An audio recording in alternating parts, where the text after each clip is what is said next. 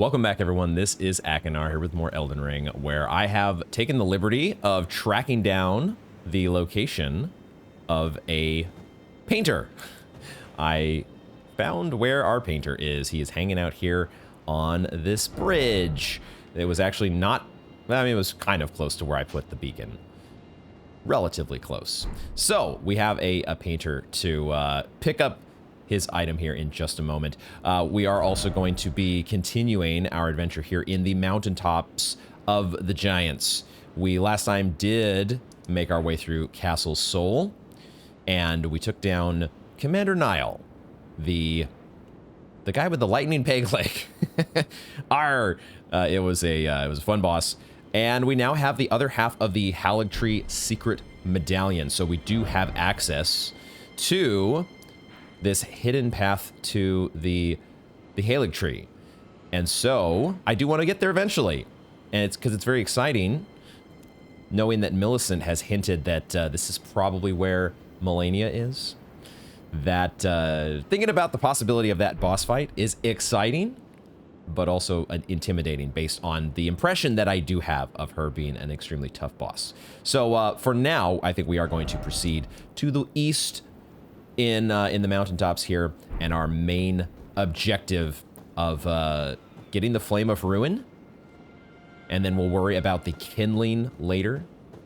Let's check in with the painter here, and see what he has left for us to get our day started. We have a Greathood. All right, a Greathood. Maybe we'll just try that on. We'll just throw it right on and see how it looks. How does that? Oh my. You know? I don't know if it quite beats the eyeball that we've got going on with Lusat's crown.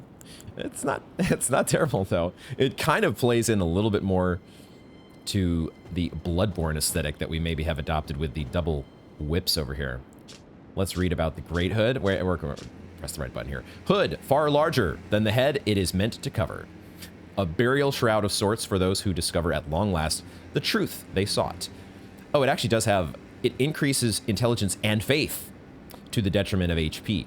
How much does it increase? By 2, it looks like. And it decreases your HP by 129 to be, no, 31. I had the number slip there.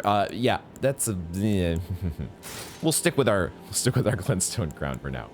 Oh, but there is a bit about Renala. Yes, surely this is the moon that young Renala gazed upon.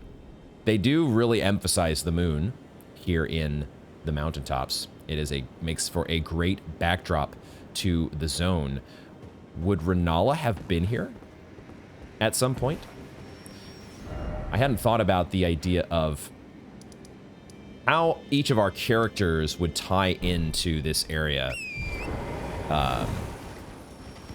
We'll keep making our way through and figuring things out. Let's just quickly check in with Goldmask and Corin, just to make sure that they don't have anything new for us. I would imagine they don't. But yeah, I think we're gonna continue with the main quest in the eastern portion of the Mountaintops of the Giants. It feels like the right place to go, even though there's part of me that is, as a gamer, games have taught me throughout the years to you know, do side quests before main quests because you can miss things, but it doesn't necessarily work like that. Sometimes it works like that in a FromSoft game or in Elden Ring. Ah, nice to see you. Do you need something else? In this case, I think we're going to it just feels right for us to just keep going here with our objectives and exploration in the Mountaintops. So let's take a look around again with our telescope here and see where we want to start. We did, of course, as well pick up we have our double whips that we're going to continue to try out. I think the best move is going to be this jumping L1. That seemed to actually, as I was reviewing the footage against Commander Nile, that was doing the most damage because we were hitting him in the head. So getting headshots with the double whips seems like a good way to go in most circumstances. And we have our Garank's Beast Claw, which we're going to be trying out. Definitely need to give that a go. as we also continue to learn more about the background of our mysterious beast clergyman. Maybe the first objective here, one of the first objectives, is going to be checking out this rise. We have another tower or rise that is probably going to have a puzzle attached to it.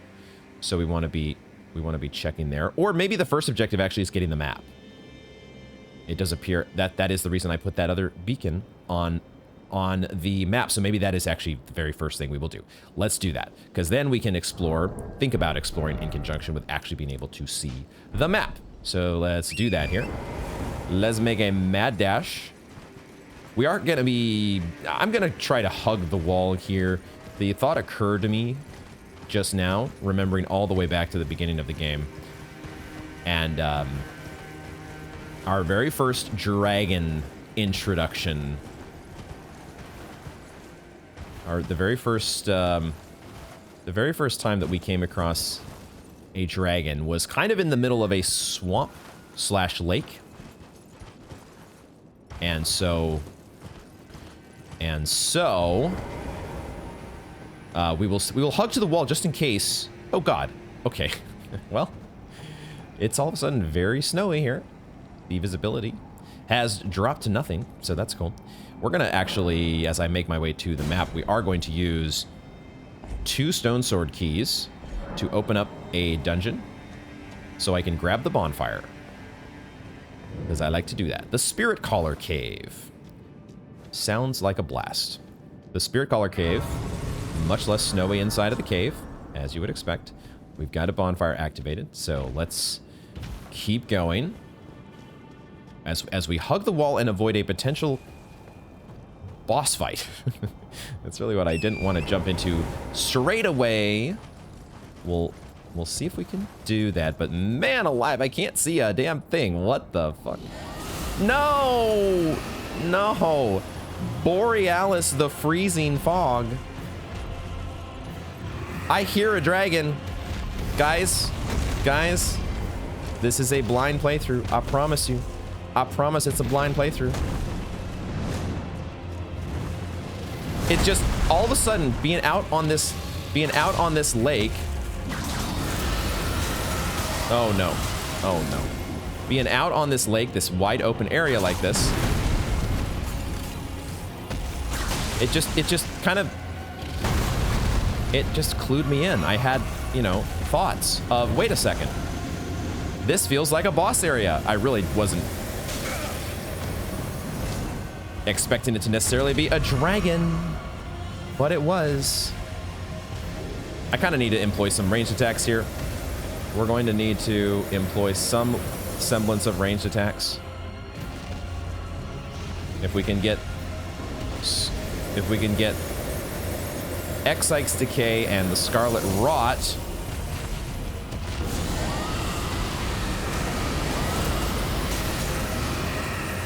If we can get Scarlet Rot ticking away against Borealis the Freezing Fog.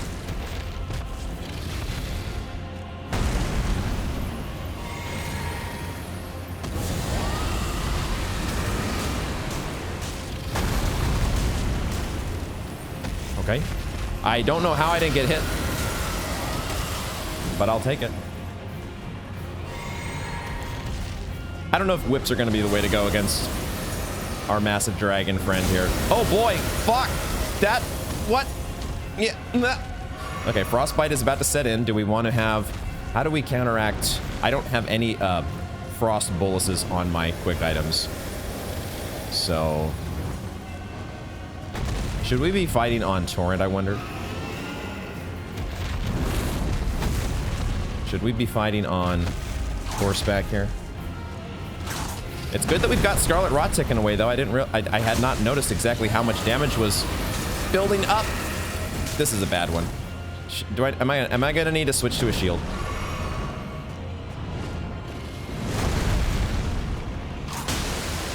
Did we get a bleed? We might be getting a bleed. We're definitely getting headshots, so this is good. This is where it might be a good idea to get on Torrent. Fuck. Oh my god. He's still poison as well. Still poisoned. Okay, we might be all right. It's just when, you know, I heard some wildlife die. Oh, it's a jellyfish that died. No, not the jellyfish. Trickle heal time. Shit, the jellyfish is attacking us, by the way. Oh, we still... Okay, we're going to drink a flask here. It's fine. The jellyfish is attacking us, or was attacking us. Now it's not. Now the jellyfish is dead. Okay, rip jellyfish. Borealis, we're involving the wildlife in a way here that I really didn't want to do. And so I'm gonna have to ask you to, oh my God. Gonna have to ask you to vacate the premises. All right. Ooh, we had a dragon. Sure enough, there was a dragon fight. And we've unlocked a new draconic power at the Cathedral of Dragon Communion. Alrighty, guys.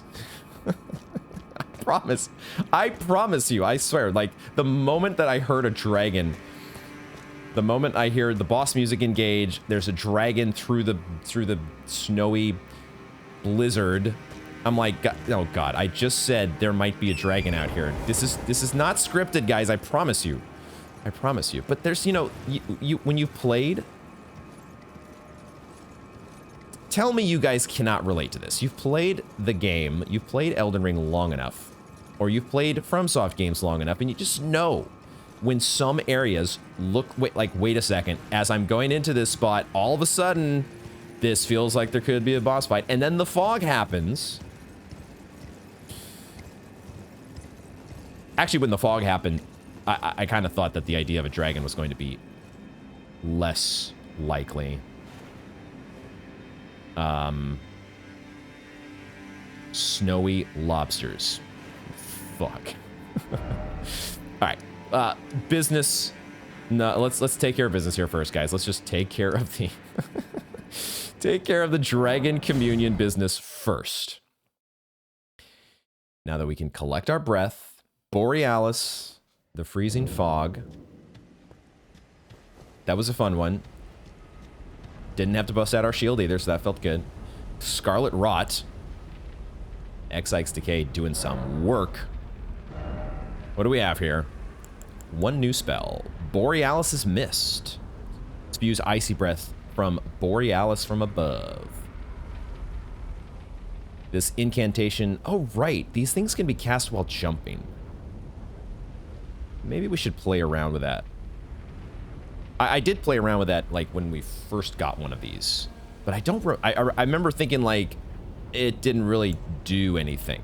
What does... The fact that you can cast this while jumping, how would that change things?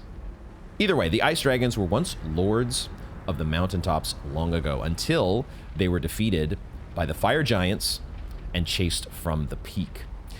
They got Ice Dragons as well, guys. I mean, of course they do, right? We've already been exposed to one icy dragon. Where did we get this dragon ice?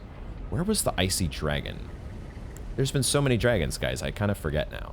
It's interesting. Like, that first introduction to Agheel at Agheel's Lake was like one of the coolest moments in the game. It's still kind of one of the coolest moments in the game for me because of how you're rolling up to the middle of Agheel's Lake to take out some hollows, and all of a sudden, massive dragon flies in. So that, and apparently they make it so that you are guaranteed to see that dragon fly in. Agheel flies in from whatever direction you're not approaching, so you will definitely not miss him, because that's, you know, definitely something I've never done in any FromSoft game, is missing the epic cinematic boss entrance because I was looking at something else. Let's level up, shall we? One more. Oh yeah, we wanted to get Vigor to 35, right? Okay, and then I think after that, Endurance to 45. We're trying to get into a position where we are hitting our theoretical soft caps without the aid of either a Rune Arc, which we haven't been using Rune Arcs recently, either a Rune Arc or the Sword Seal. That's what we want to do. Let's get back over here to the Spiritcaller Cave, and let's continue on the road. Now that, theoretically, the storm will have cleared. We took out the icy... We took out the freezing fog. We should be good to go. Everything's so clear. I can see clearly now. The freezing fog is gone.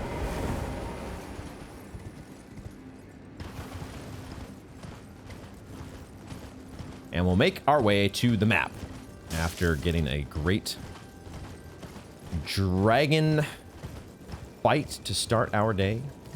And we are going to hopefully avoid... I see the other lobster that's kind of half submerged in the ice, so that's fun. Are there going to be any other lobster surprises along the way? Would not be a massive shock.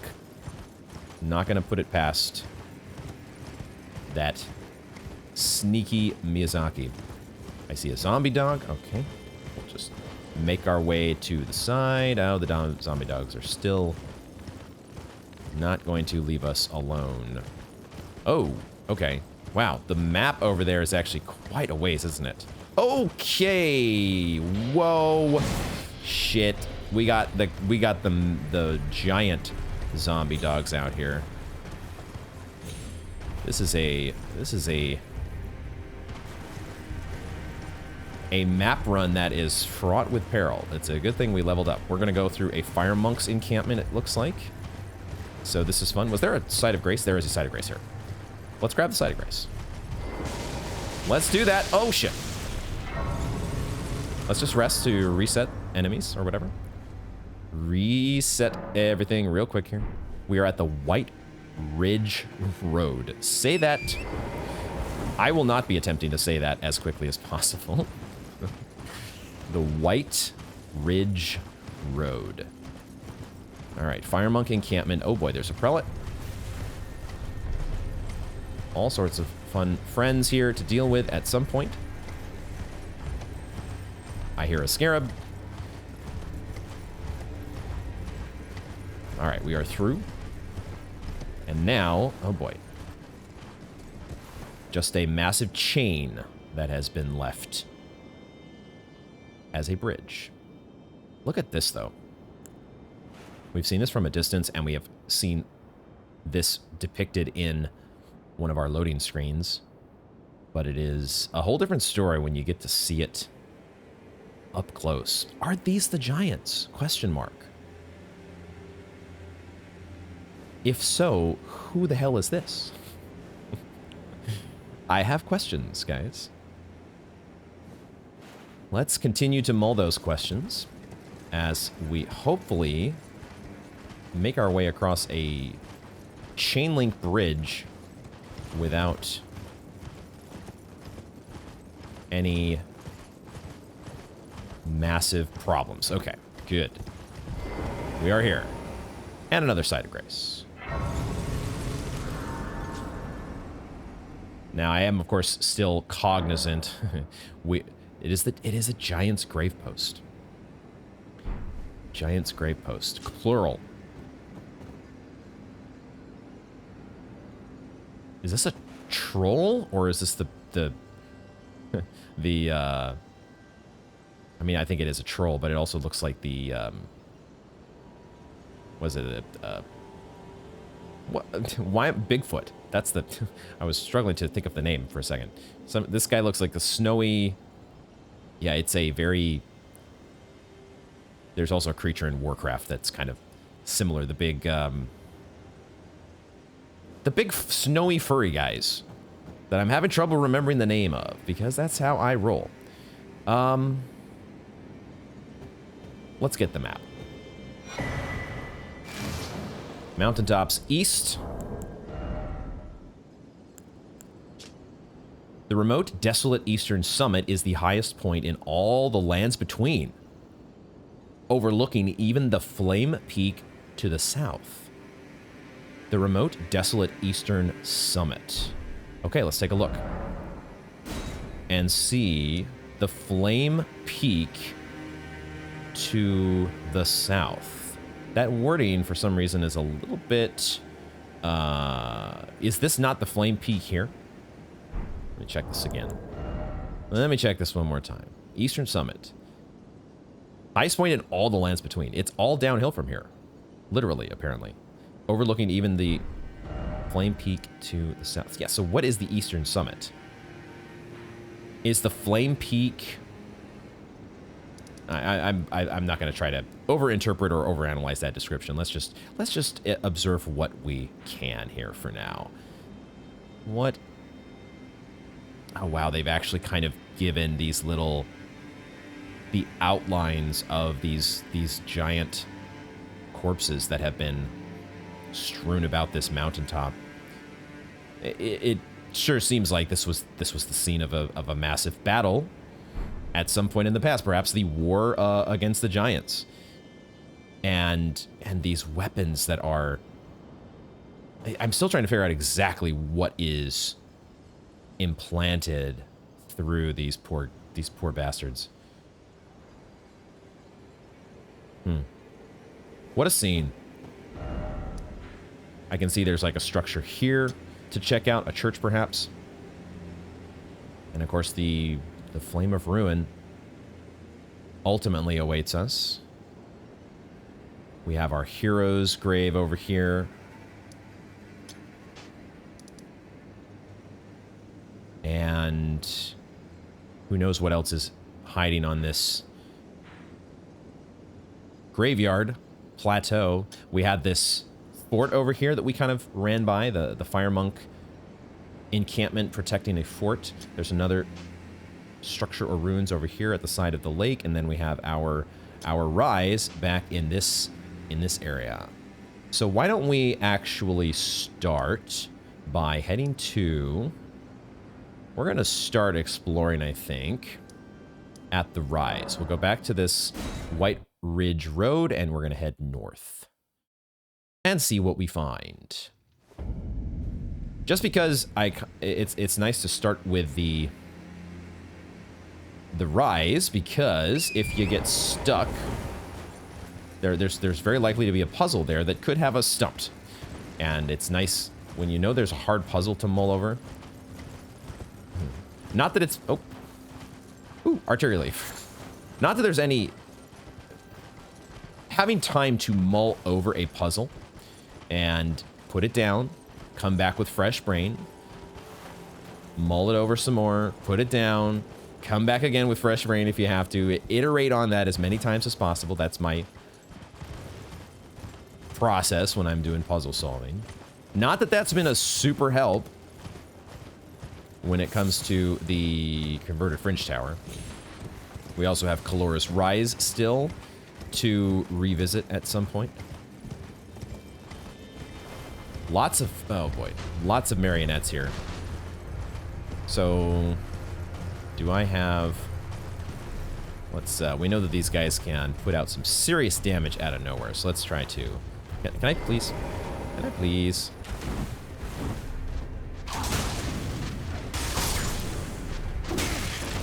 Okay, sneaking up on me there.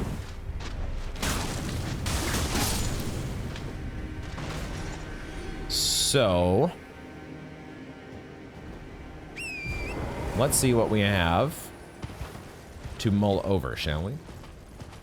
What is our puzzle this time? Here at, title card please. Ooh, Heretical Rise. And do we have another deer that is going to attempt to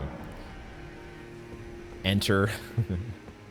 Is this deer as smart as the last one that we encountered? Oh, falling snow marks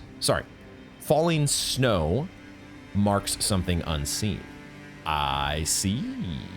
So we have a different kind of puzzle, a new type of puzzle. Falling snow marks something unseen. Okay, so we are looking for some sort of, well, what are we looking for? We got to figure that out. Are we looking for a part on the ground that is not covered in snow?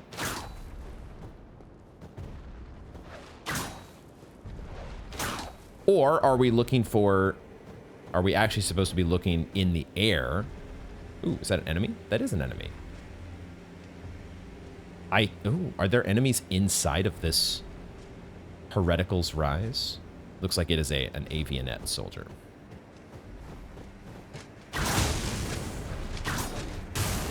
Yeah, I kind of had a feeling it would not just be one. Oh my god, have I ever seen them do that before? I don't think so. Okay. All right. Not that we've been in a lot of combat scenarios against the Avionets. They have, we have been doing a lot of sniping against them.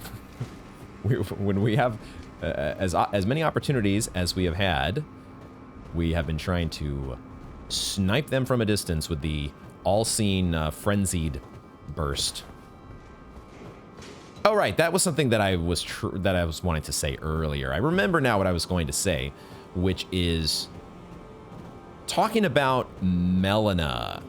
We, of course, now have made our bed in terms of being the Lord of Chaos and going down the Frenzied Flame Road that Melina was trying to dissuade us from. And we did not heed her words. And so now she has, I think, left us. Left us permanently. Which, there's a good chance that at least one of these sites of grace so far in the Mountaintops of the Giants, we would have seen, or we would have had dialogue with her. We would have had dialogue with her otherwise.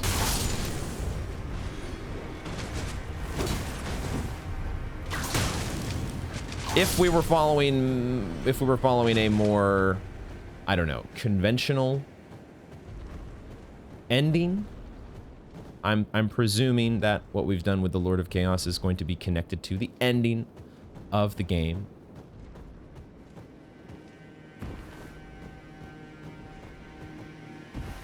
So that was the one part, of course, that I did say that if I have any regrets, it would be the fact that we're going to miss out on Melina dialogue.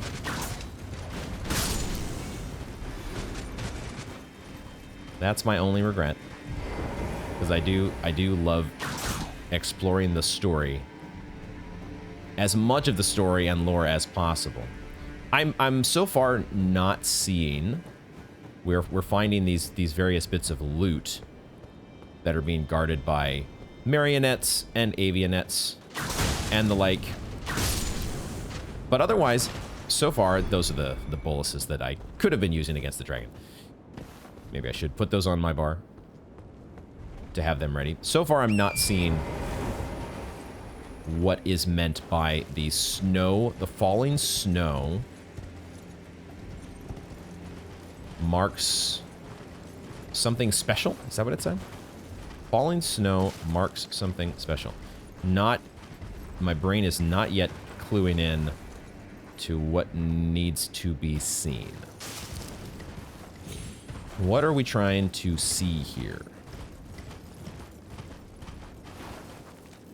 What is it? Do I need to be like looking at the little spectral animals as well? Mark something unseen. Are they supposed to help reveal? What is this? This is just a weird snow texture. I think there are some textures here with the ice that kind of, I don't know if it's sea fighting. Something that's a little bit unusual compared to the rest of the game. I don't think that's the puzzle when it comes to Heretical Rise, though. What is the puzzle?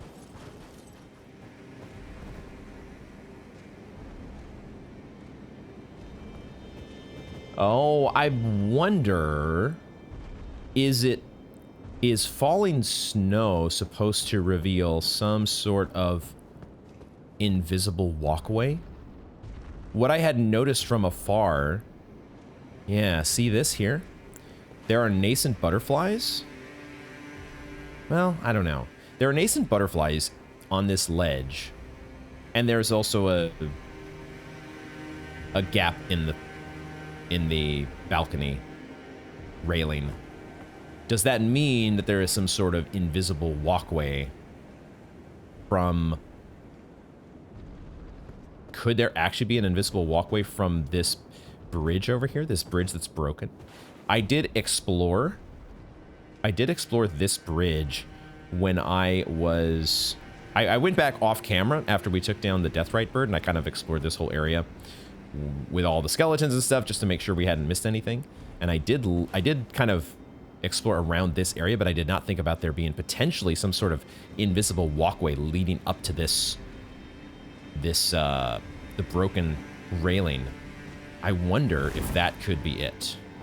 Let's head over real quick to the other side where that broken bridge is.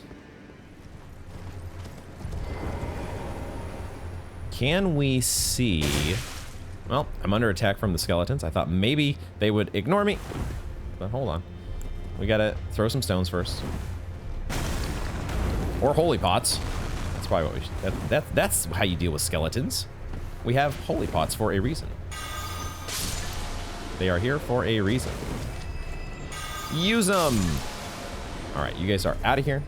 Now, I'm not really seeing, though, if the snow is supposed to be falling in a way that reveals a hidden walkway. It's not really... Well, wait a second. Wait a second. There is a mysterious-looking foggy pattern here. We need rainbow stones, guys. We need... I don't have anything on my quick items. Let's get rainbow stones, though. I shouldn't say I don't have anything. I just have the minimum that I would be using for a boss fight. Is this a rainbow stone situation? Holy shit, guys. Holy shit, this is a rainbow stone situation. Okay. All right, we figured it out. We figured it out. We figured it out. Now, the question is, in what direction does this go? Is this a straight shot? Is this a straight shot to the rise? Or do we need to be dropping rainbow stones the entire way? I don't really want to be dropping rainbow stones the entire freaking way. So let's just, you know, why don't we operate under the assumption that going straight... The Occam's razor is that going straight for, you know, just like Crystal Cave, you head straight for the path that's in front of you. Let's just assume that that's the first solution here. It's the... Oh, but I can see... okay, they actually are giving me visual clues now that they're very, very, very faint. The thing that made me a little worried as I was heading straight for the balcony is that the path wasn't like... It didn't feel like it was going at an incline. I didn't feel like I was actually just ever so gradually elevating to reach that balcony in time, which made me suspect that it probably is not a straight shot. I don't know. If I drop a rainbow stone to the side, what happens? Well, okay. Like maybe I have a wider nope. I don't have as wide of a berth as I might hope for. So, what I do have though are these we have rainbow stones, but we also have they're hard. I don't know how easy they are to see on the video, but to the, you know, right where my massive eye crown is right now, there's a very little hint of fog that I can see. I think I can see at least. I think I can make it out. And as we continue to walk forward, it feels like this fog continues to reveal itself. But at the same time, now I'm not so sure, because we've reached a point here. We've reached a point here where I don't know. And so I might need to be relying on the rainbow stones a bit more. A bit more. Aha, see, there is some elevation there. And maybe now our path is starting... I don't know, guys. I don't know. All we're going to do, we have 20 rainbow stones left. We're just going to keep dropping rainbow stones. Right? This is what we do. The fog is gone. The little hints that they were giving us is no longer here. Are no longer here. At least I'm not seeing them. Maybe they still exist, but I'm not seeing them.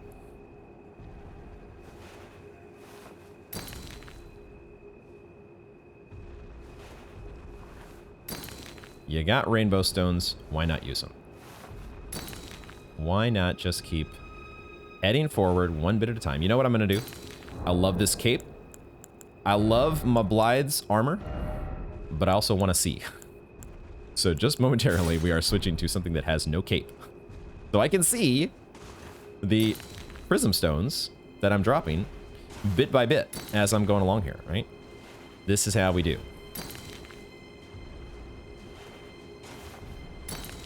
This is how we do it. Look at these schwanky... Oh, God! Okay. Okay. What the fuck? It's a good thing... Oh, my goodness. It's a good thing, guys, that we did not do...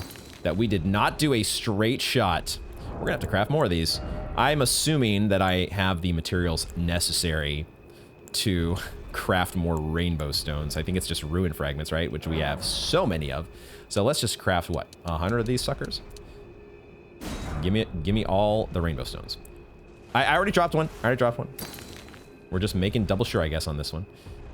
Now, oh, the fog hint is back. I see it. I can see the fog hint just ever so briefly in front of me here. The question is, where does it go from there? This is... in some ways, this is fun. In other ways, this is so stress-inducing. What would even be more stress-inducing is if this guy here decides to start actually attacking us.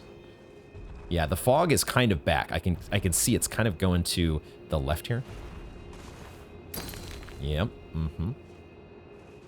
Yep. We're doing it. This is slow going, but we are getting there. Sure enough, we are going to get there, guys. This is going to happen. Well, something's going to happen.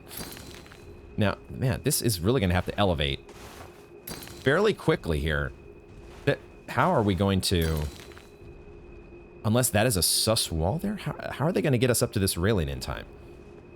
We need a serious incline to help us reach where we're trying to go, unless there really is a sus wall that we're going to be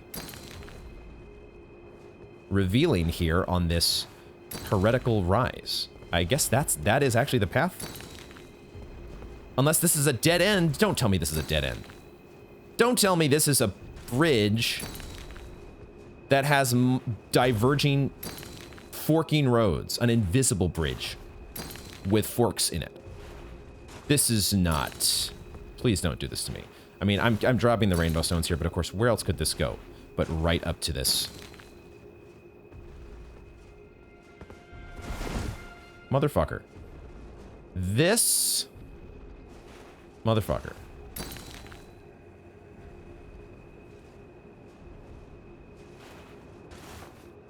God damn it.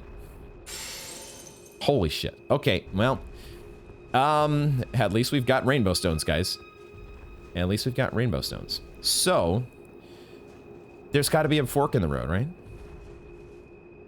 There's got to be a fork in the road that we missed. Where is that fork in the road?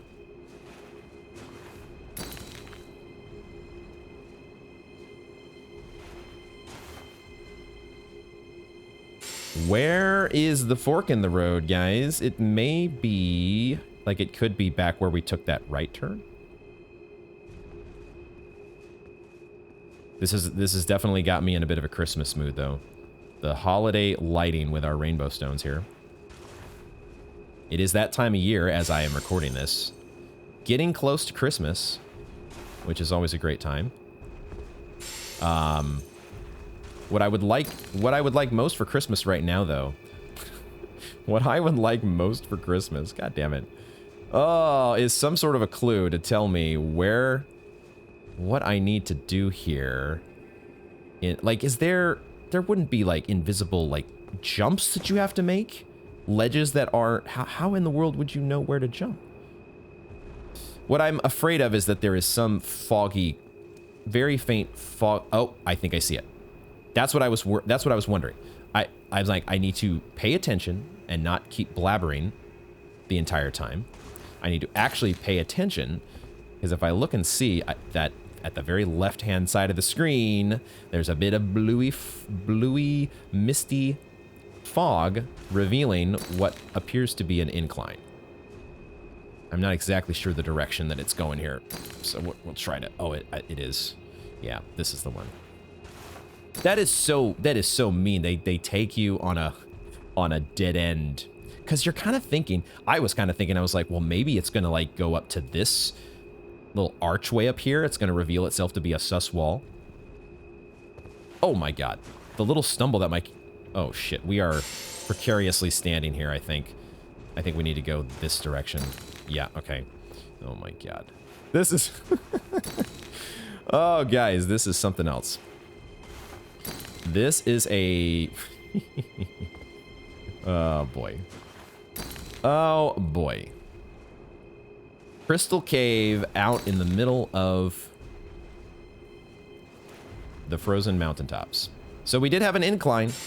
There was an incline, guys. We just needed to go in the right. Oh my god. I think I actually. Okay, I see the fog. I see the fog. It's pointing me to.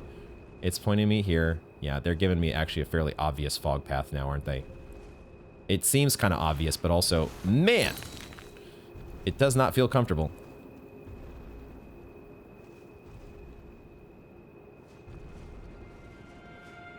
Okay, I think it's it was obvious during that part. Let's make sure of it here. Let's trust but verify. This deer across the way is checking us out and laughing his ass off. All right, guys. Hey, you know what? I like that one. The seal on the rise is opened. Oh, and that is considered solving the puzzle. Look at that. Look at that. Some of our rainbow stones, I think, have died out. I don't know what the if there's whether there's a time limit or a stone limit. Do you have infinite breadcrumbs that you can just drop, or do they have do they run out eventually? Let's give ourselves our lantern and get this atrocious Banished Knight's armor. What was I thinking earlier in the game when I was wearing that? Get that out of here. Oh my god. Motherfucker. Hold on. Beast Claw time. Beast Claw. Go. How did that not hit you?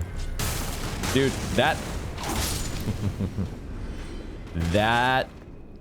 scared the fuck out of me. Okay, what the fuck? What? Who else? Who else? I heard footsteps.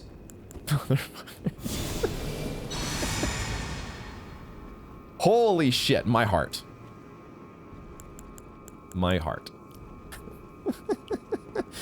I was so, you have this letdown of, we did it. We did it. All our troubles and worries are over. We're safe. And then attack. Okay, we're going up first.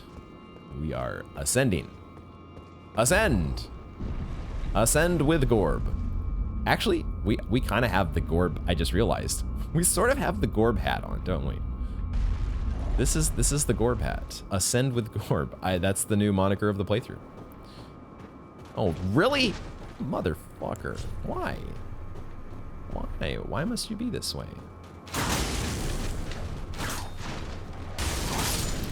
Why do there have to be enemies? They're putting enemies in parts of the game that you're not expecting them to be. They've never been there before. And all of a sudden they are. Oh, we got a sorcery, I think. Founding Rain of Stars. It is a sorcery. 52 intellect. Intelligence. The eldest primeval sorcery, said to have been discovered by an ancient astrologer. A sorcery of legendary status. That looks... I love the artwork there. Summons a dark cloud of stars overhead. Shortly after, the cloud will release a violent deluge of star rain. The sorcery can be cast while in motion. Thought to be the founding glintstone sorcery.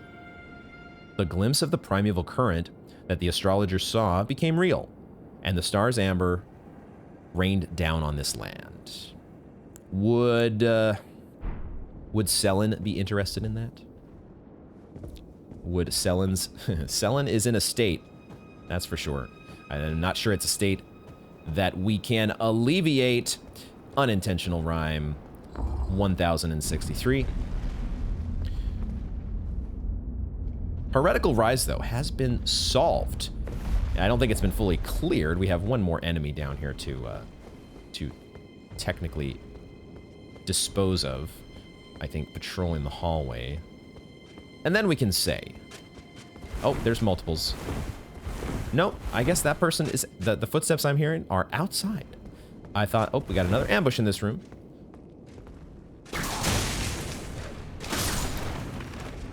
But not so much. Anything else to find here? It looks like that is it. I really enjoyed that one, though, because before I was so rudely interrupted by the ambush that greeted us, it's really a smart way that this is one that I was initially stumped by, as with many of the other rises, but then I got clued into the right thing. The fact that there's a broken railing here and the nascent butterflies are the clue that got it started. And once I looked and I was sitting over here looking, and I just backed off my... Because I was starting to think, like, oh, I need to be looking very closely at, like, the patterns of snow on the ground around the rise. And really, I needed to zoom out to a much broader scope to get clued in. So that was fun. I enjoyed the Heretical Rise. Good one. Let's go ahead and actually check with Selen real quick, just to see if she has any reaction to the fact that we have another really, really super cool sorcery. Did it say it was the originator of the glintstone sorceries? Just in case. My eye. She's still in a state over here. Multiple states, in fact. Perhaps, Selen may be at the end of her quest line. But I just want to check and make sure, because we did have a reaction to coming across the primeval sorcerer, of course, that started that whole progression to the quest line. So, with that, why don't we... No progression with Selen, so why don't we head to the Spiritcaller Cave? Let's try... We solved the mystery of the Heretical Rise. And let's delve now into a cave and see about taking on a new cave.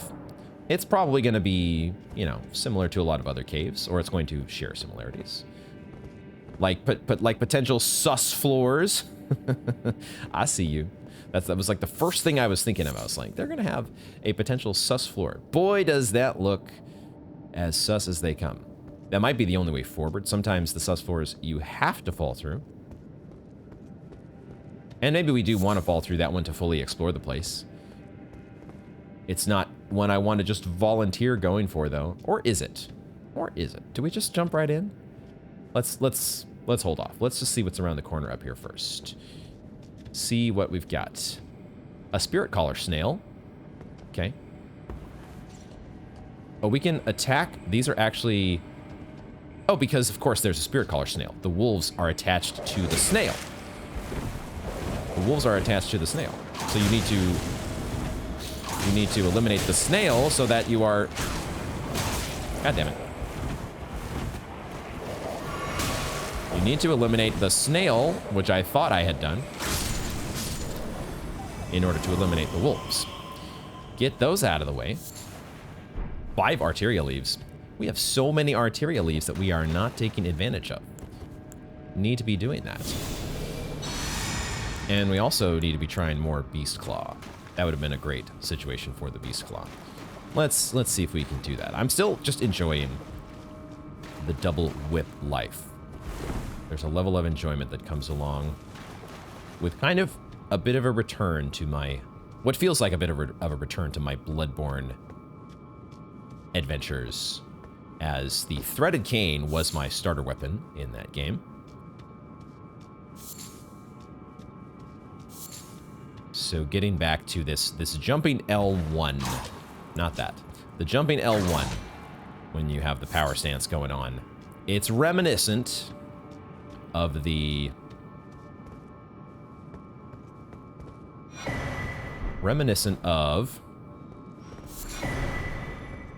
jumping R2 with the Threaded Cane.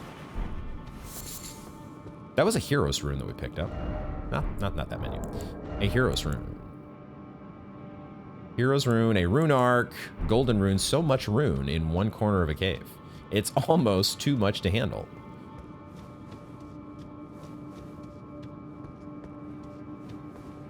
Might need to equip a torch here, we'll see. So far, the lantern is doing a reasonable job. This is a long, winding tunnel, though, into another opening with a Spiritcaller snail in it. That I completely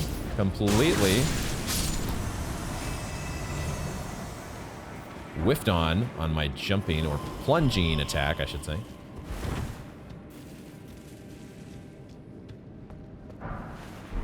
Freezing Grease. I don't really have too many ranged attacks with this particular. I'm using the same spell setup that I had against the Commander Nile. We might need to do a little bit of clean out here with the wolves. Like, obviously we want to be finding the Spiritcaller snail, but I don't necessarily want to, without seeing where the Spiritcaller snail is. They do give us these bushes, I should say. The bushes are potentially a way. We haven't been using a lot of stealth like I would have, been using in Sekiro.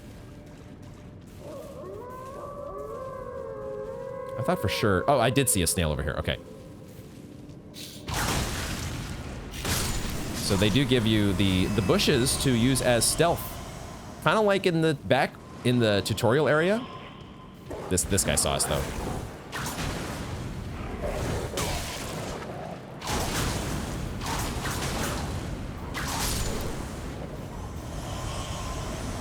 They're onto us.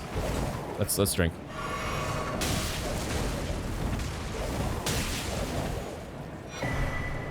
White reed. Oh, we've gotten another. Is it another set of?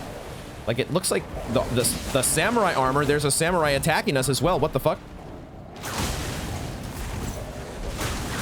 It's an actual named NPC. What the fuck? Oh, okay, I definitely missed something there.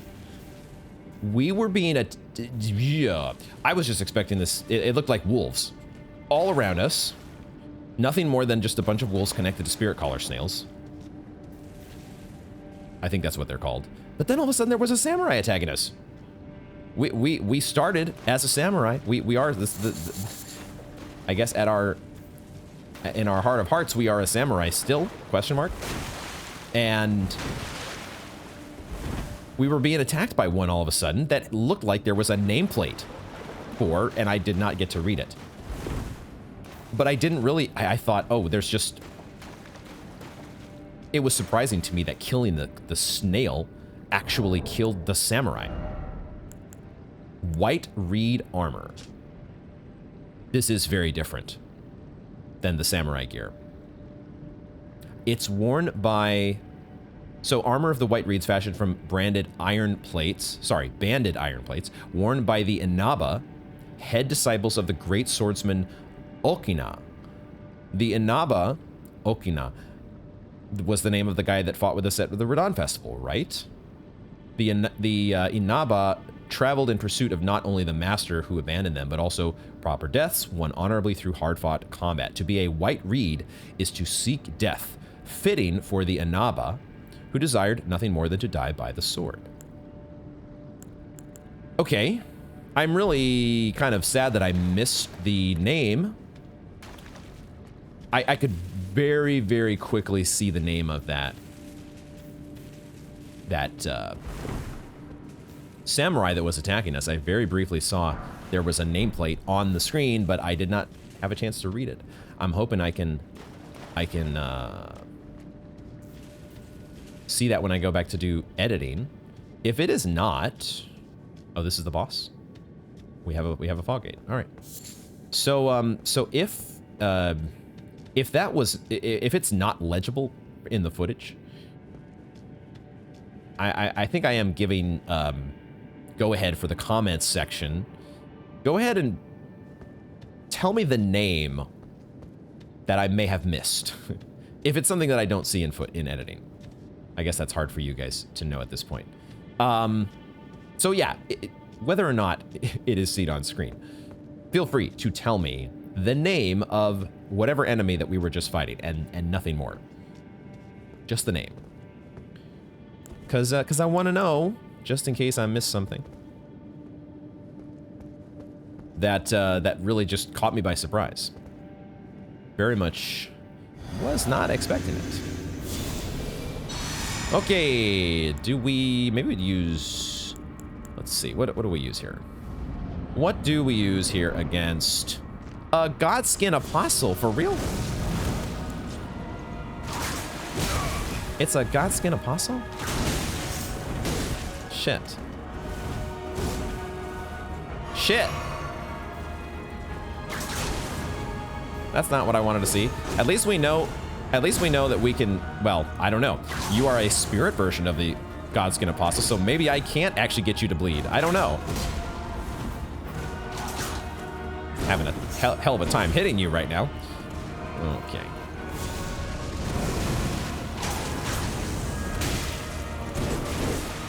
I do remember originally that we had to switch to using a shield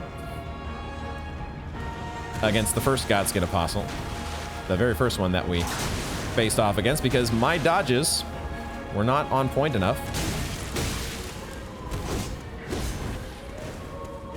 Just like they weren't there.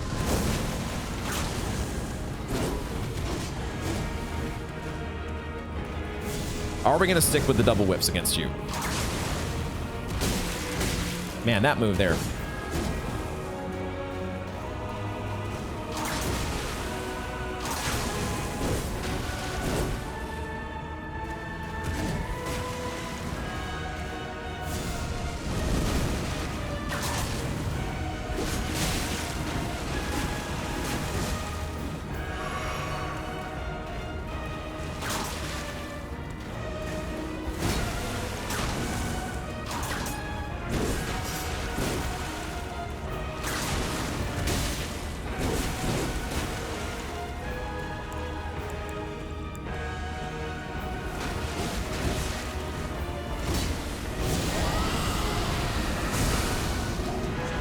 It's hard to deny.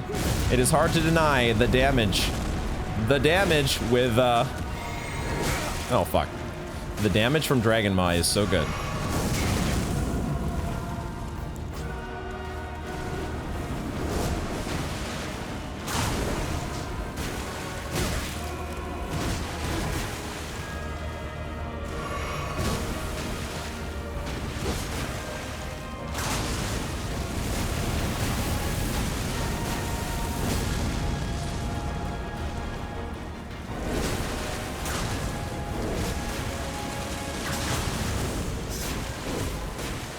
Stamina.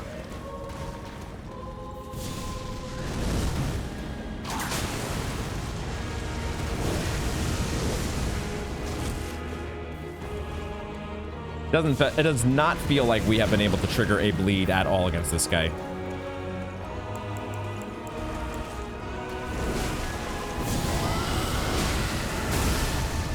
And I love the reach too. That's the other thing that's kind of low-key amazing about the Dragon Maw is that it does have reach. Even if you have to take a hit. Even if you are absorbing a substantial amount of damage in the process. No, what? No. No. What? I have one more healing. I gotta fight you as well? Is there a Spiritcaller snail here that I was supposed to have found? The music wasn't stopping. I popped a gold pickle foot and everything. I thought.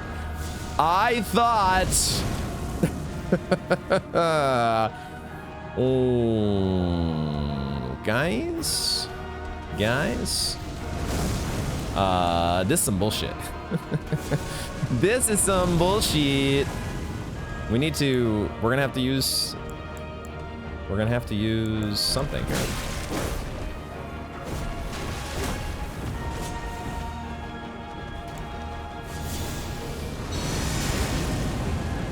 I guess I got the heal off. So we've got the trickle shield. We've got the trickle heal. Oh, wow. Our shield does not block that. It does much better with your pokey sword. But I'm literally out of healing flasks. I have a fair amount of mana. We just need to figure out how to best use it. Probably Stone of Garang. We have to go through a Godskin Apostle and a Godskin Noble in the Spiritcaller Cave. Who said that that was okay? Whose idea was this? Hey, we finally did some damage to this guy. We finally did some damage to this motherfucker. I should have fired.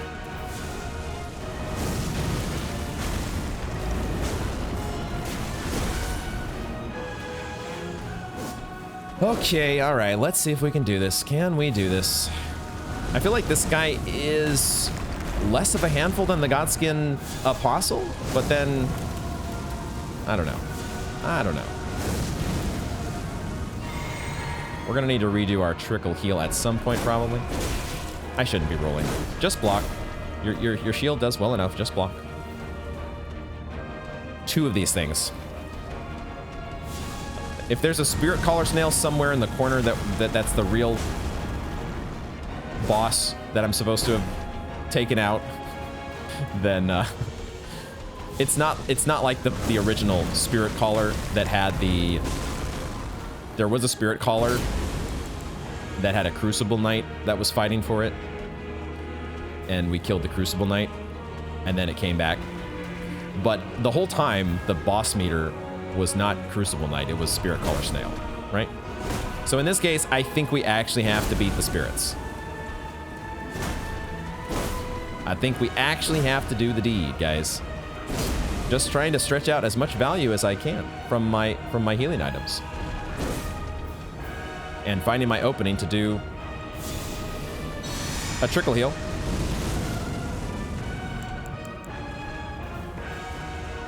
This music. We are getting the extended cut here.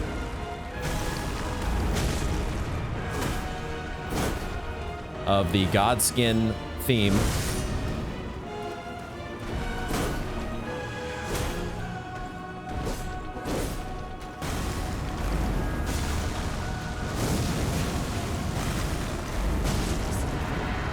He also has a second phase.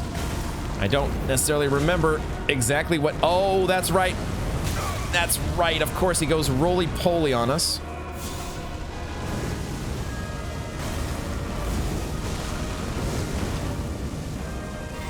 Are we gonna have enough? Are we gonna have enough to get us across the finish line, guys? Okay, well, it wasn't that we had... We just didn't have enough, we did not have enough stamina to block the frenzied thrust there. Okay, all right. Not my favorite mini boss encounter in a cave setup, and now I actually don't really know the run back here, so I might just be kissing those souls goodbye. Why don't we adjust our setup here, because we could use probably some different spells. I'm gonna keep Dragon Maw. We're gonna get rid of the decay. We are going to... Black Flame's not going to be useful against them. I don't think Beast Claw is going to be useful against them. We might use Stone of Garank. Should I have been using Flame of the Fell God? It's pretty expensive. I don't think I want to use Flame of the Fell God here. I want something that is fast. Relatively speaking. Which Stone of Garank kind of fits the bill.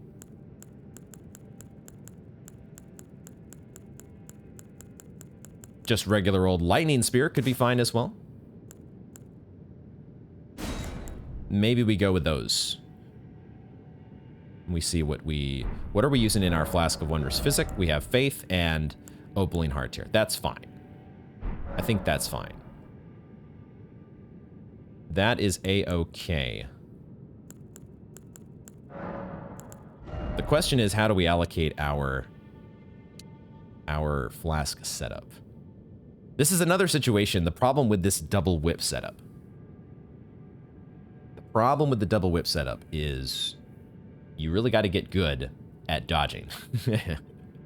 So let's see if we can do that. We'll give ourselves a little bit more healing and see how it goes. We got to go through both a Godskin Apostle and a Godskin Noble, though. Oh boy.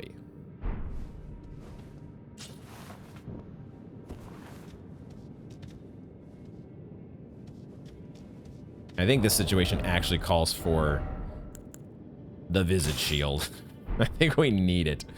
We'll see. We'll see if we have to fall back on not double whips. If we have to fall back on our seal. We'll do it. We'll do what we must. And for the run back, we might fall back on the shield. I still haven't fallen through this, what I assume is a sus floor.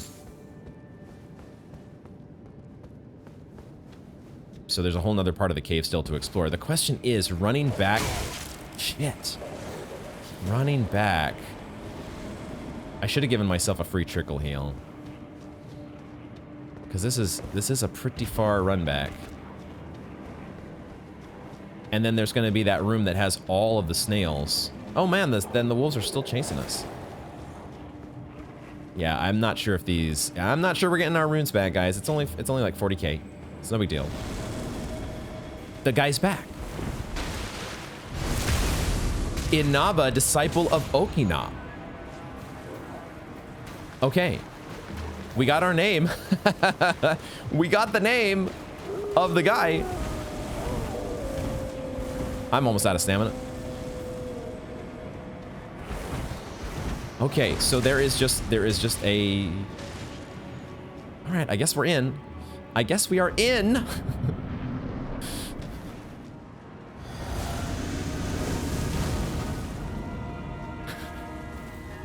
So this is wild, guys. This is wild.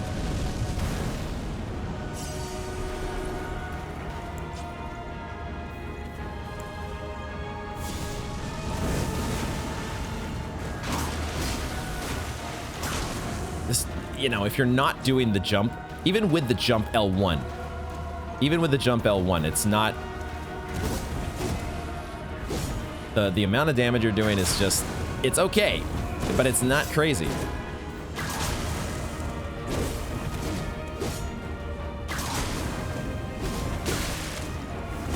Shit.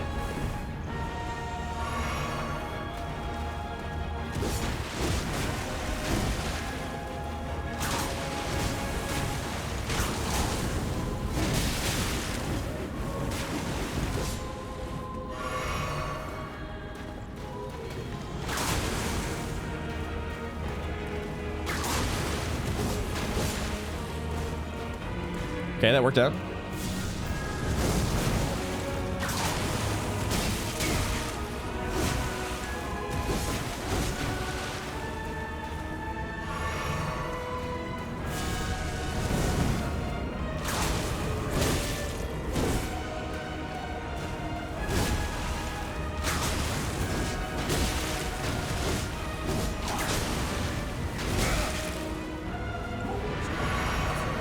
Already half health? Okay.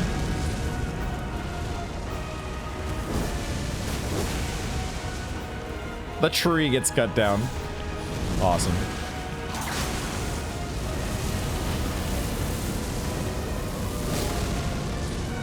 Kind of backed up against the wall there.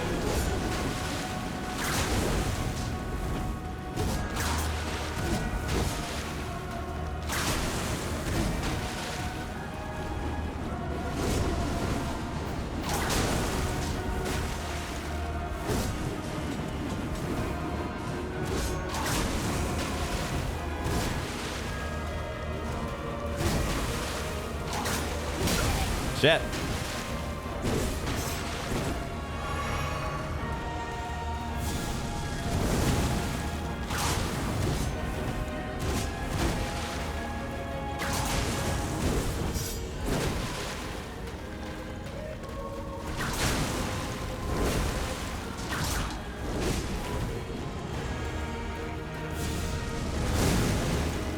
Didn't get my attack.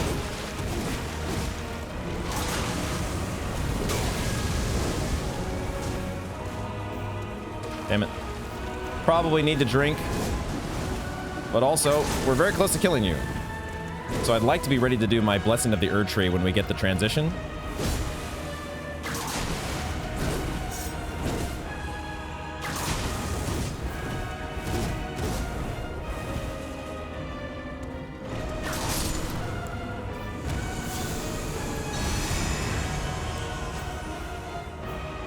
Now, this is where I think I will switch to my... I am going to switch to my shield for this part. Because I feel like we had a... The dodges against the Godskin Apostle were actually pretty on point. But I'm not so confident they're going to be as on point against the Noble. So this one we might rely a little bit more on Dragon Maw.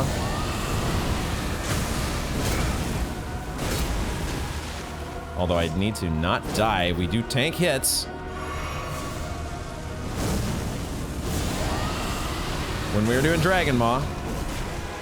Sometimes we're too short, though.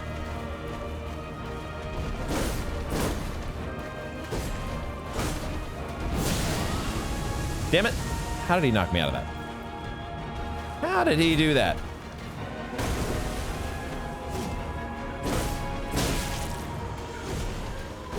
Chad, I'm starting Dragon Maw at exactly the wrong time.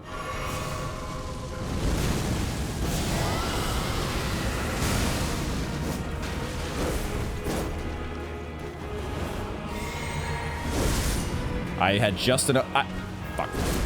Just enough time to do a roll there, but then I spammed L1 to do my Dragon Maw instead of R1. What am I doing?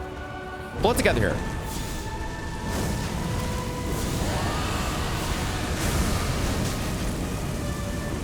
Man, that Consecrate lasts for quite some time.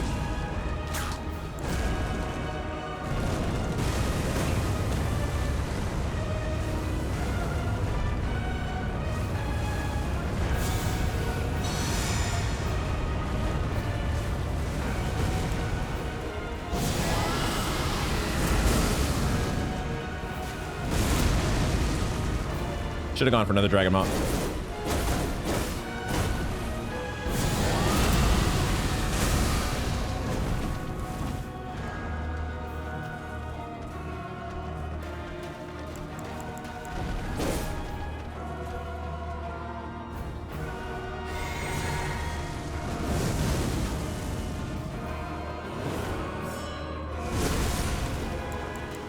I needed to have Dragon Maw ready. I'm missing some opportunities here.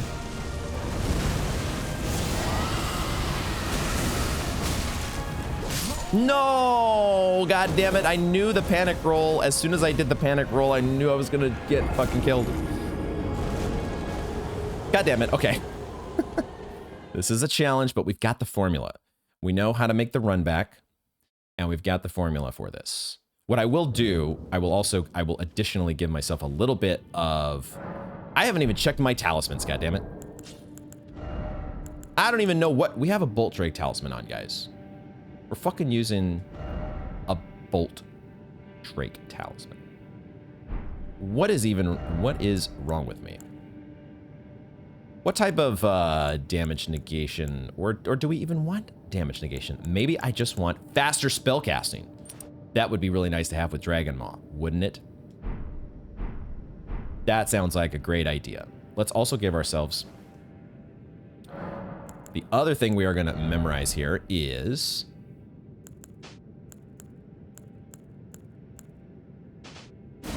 We're gonna do a free, since we get it here at the bonfire, we're just gonna give ourselves a free golden vow.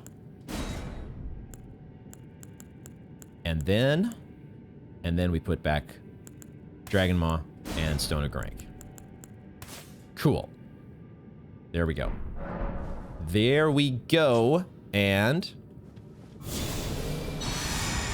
we do the freebie.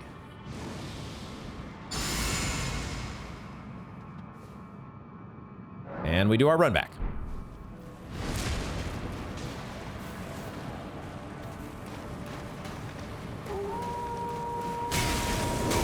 God damn it. No, not like this. Not like this. Not like this. Fuck. Fucking shit. The fucking run back that I thought, that's what I thought was going to happen the first time. Getting trapped in the middle of a bunch of wolves. Now we're down a flask. All right. It's okay though. It's all right. It's fine. It's fine. There is something that that Inaba Okina guy is doing something to.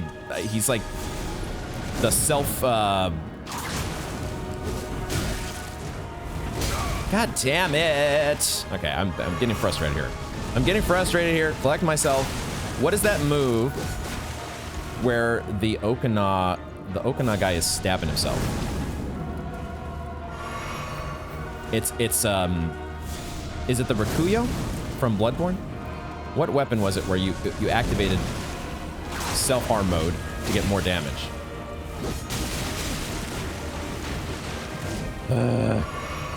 I have not drunk my flask of Wondrous Physic.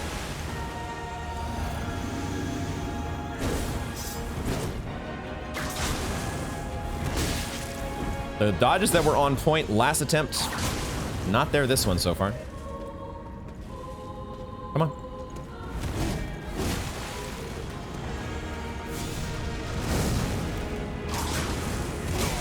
God damn it. I swear, like, I'm trying to dodge. I feel like I'm spamming the dodge button in many instances where it's just not registering. Like right there. What in the hell? Why is there no dodge?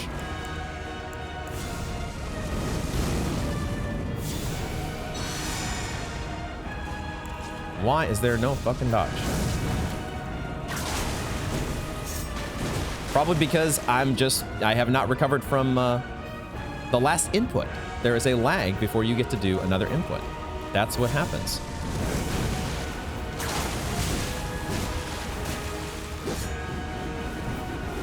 I'm backed up against the wall.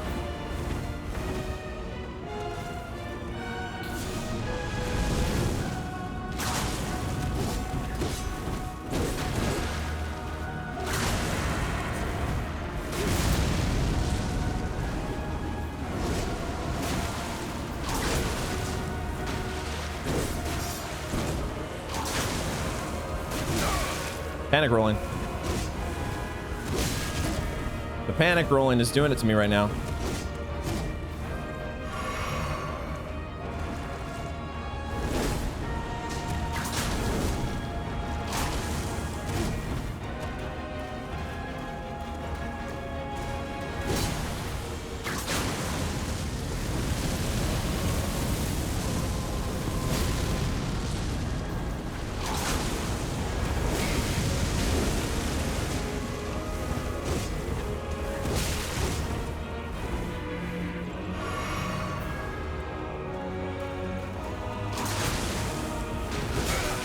I'm panic rolling.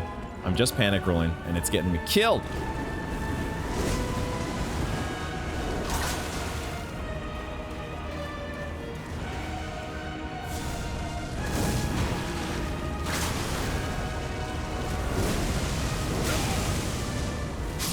God damn it. I should have drank when I had the chance.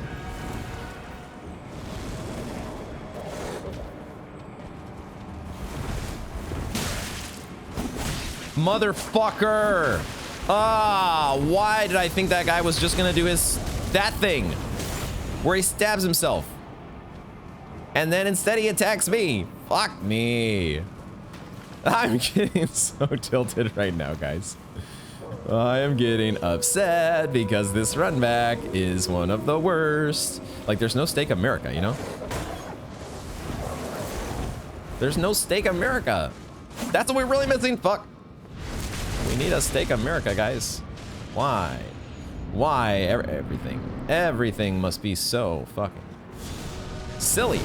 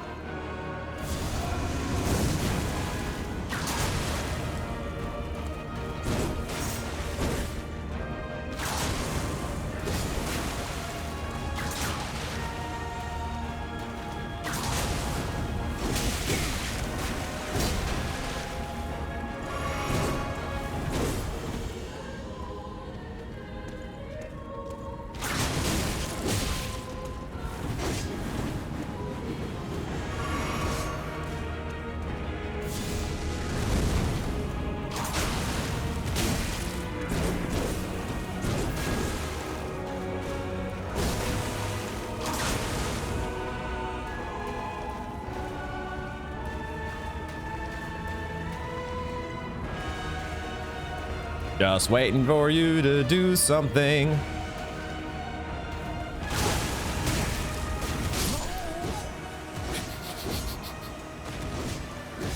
Boy, he baited me into that. Motherfucker. You know, I wonder if this drop down just gets us right there. Is there ever a world where that does that? I'm at the point now, I could have just fallen to my death by the way. I'm at the point now where I'm like, you know what? You know what? What if we're supposed to actually go this other way? Oh, fuck. Fuck me. Fuck me, potentially.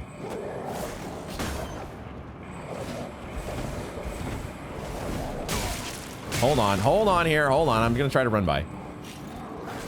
Are we there?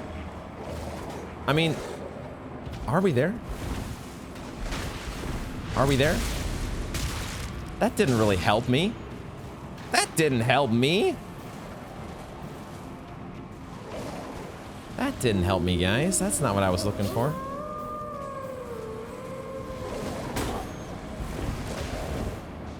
Okay, well, I don't know. Does that shorten the run back? Not really. It is what it is, I suppose. We're just gonna have to deal the nonsense of the Spiritcaller Cave. Do I switch to a shield against you?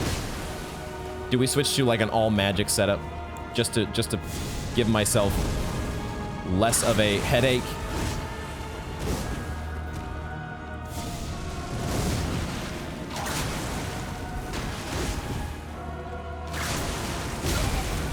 Just to give myself less of a headache.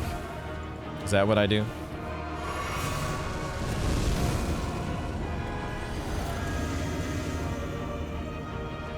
Come on. I wish that it was easier to bait you into attacks.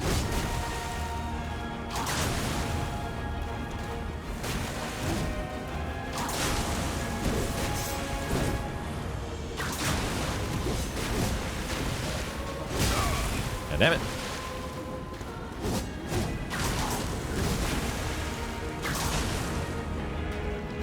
The one downside of the jump attack is it does seem to have some serious output lag. You make the jump attack, and then, man, does it take a while for you to get back into the next attack. I actually need to be drinking. So, you know, maybe we need to be mixing in other moves.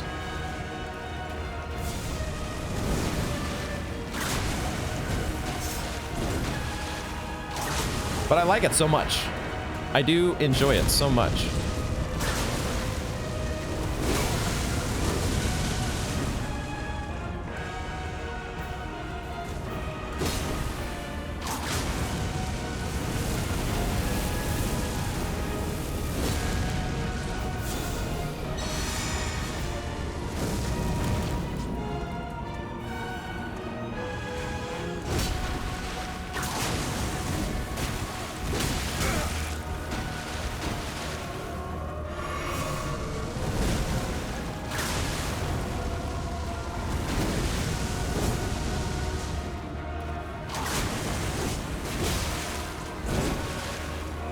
Like, I wonder sometimes, should I even roll? Does it even help me?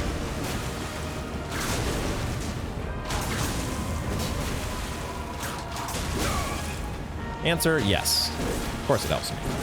Just need to do it right.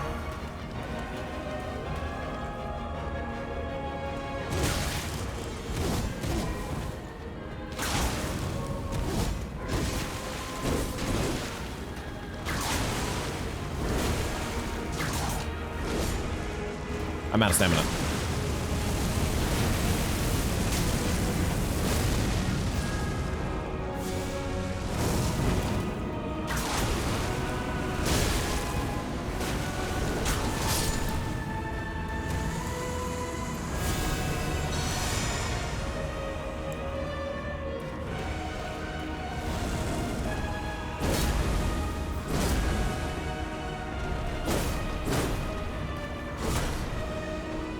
What are the openings against this guy?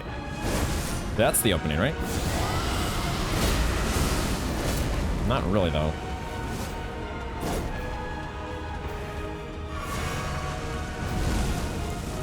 Gonna try to get full value here. I'd like to beat an attack first, though, before I cast my stone.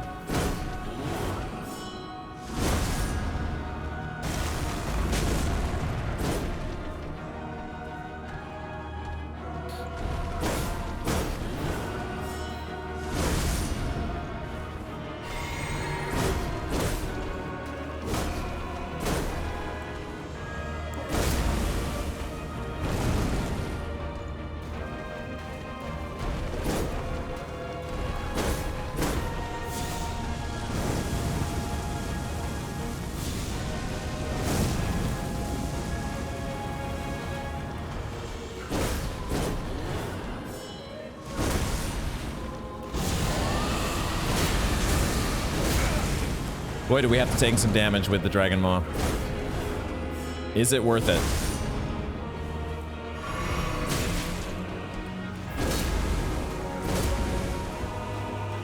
Might not be worth it. The damage we take? I did not mean to two-hand my fucking shield. Everything's fine, guys. Stone of Garank all the way. We ride it to the finish line.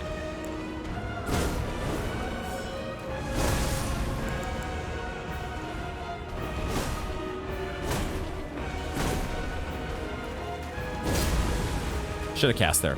That was the opening.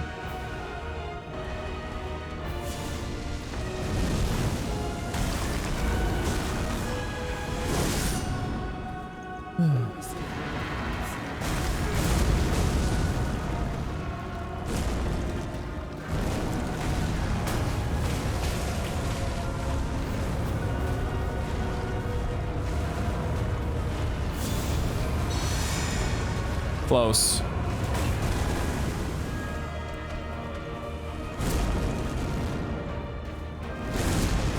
Shit. Like, we didn't take any damage there, but I also didn't get to... God damn it. Fuck me. Holy shit, man.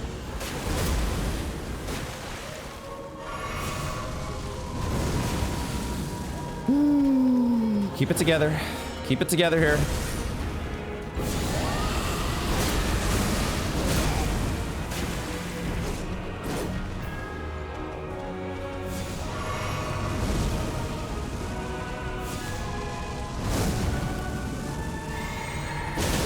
Dude, are you serious?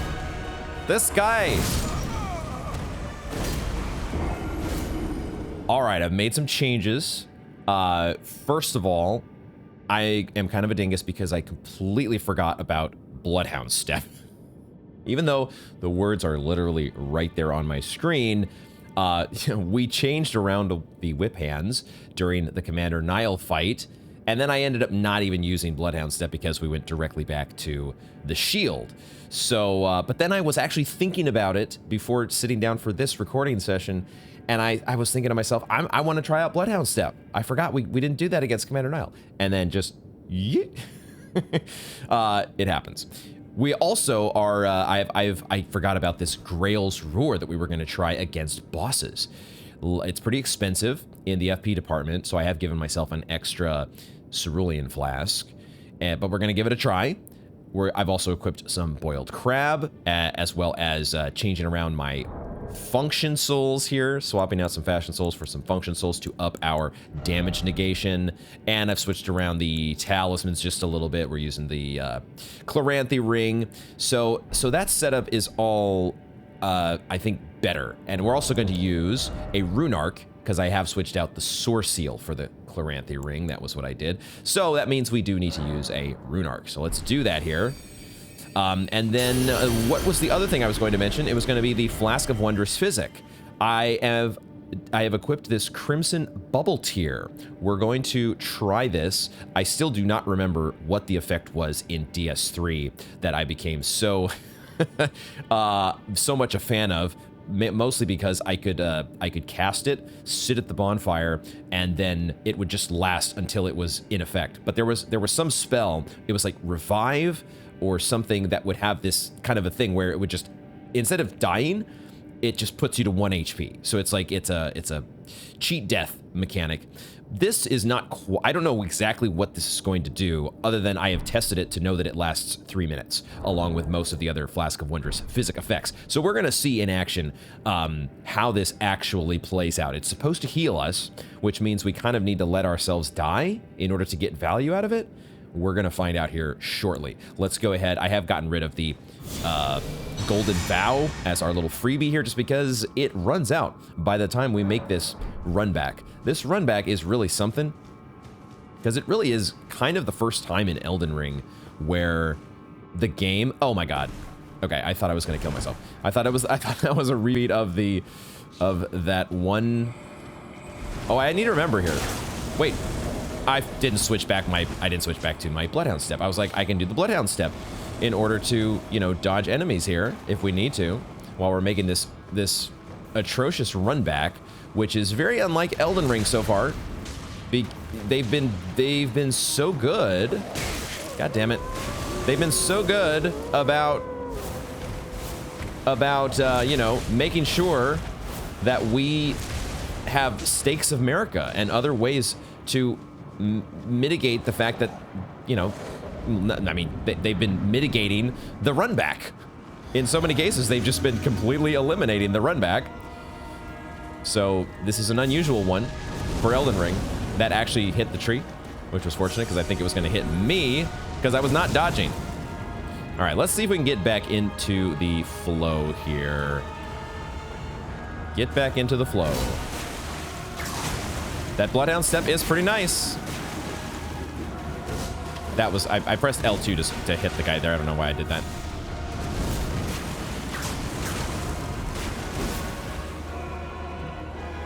So far, well, we'll keep trying it out here, but so far so good with Bloodhound step. I don't know if I need it against the fireballs. It's more against these moves where I kind of need the, wow, he really, interesting. Interesting. He seems to not necessarily pick up where we are.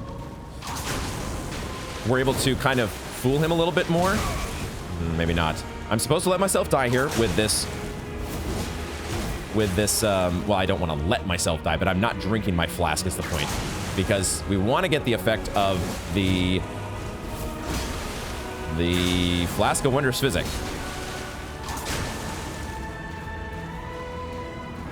For the most part, though, I have gotten hit a couple times, but for the most part, we are managing to dodge with the Bloodhound step. It is doing pretty good work, as long as I hit the button on time.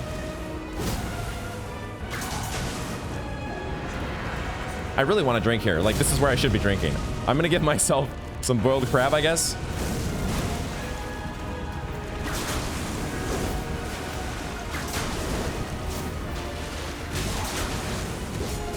Did it work? Did it do the thing? I think it did the thing, because I don't see the icon anymore, which means this is the point where I need to drink. This is the part of the game where I drink. And then you cast your fireball, and then I do a trickle heal. and then we get back to smacking you upside the head, hopefully.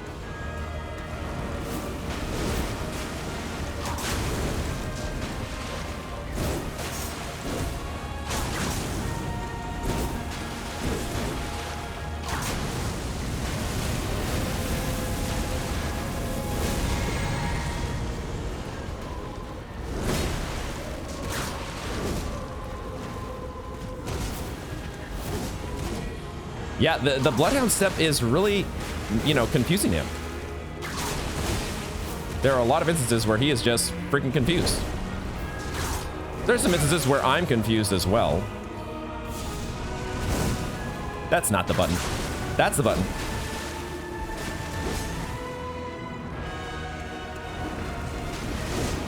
Now, we don't have to use it every single time, you know? It's not necessarily a required interaction, a required move in order to fully dodge what he's doing. I'm gonna die. Wow. Okay, Trickle Heal saved us, guys. Trickle Heal saved us. 100%.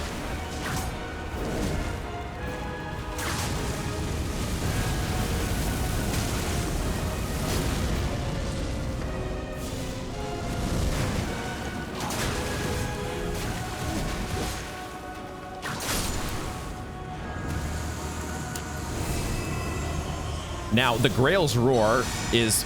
I was kind of saving it for this particular guy.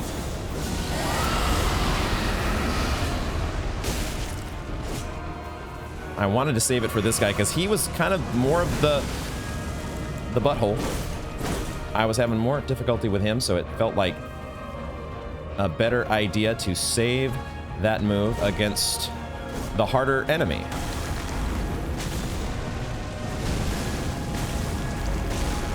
And otherwise, get back to stone throwing.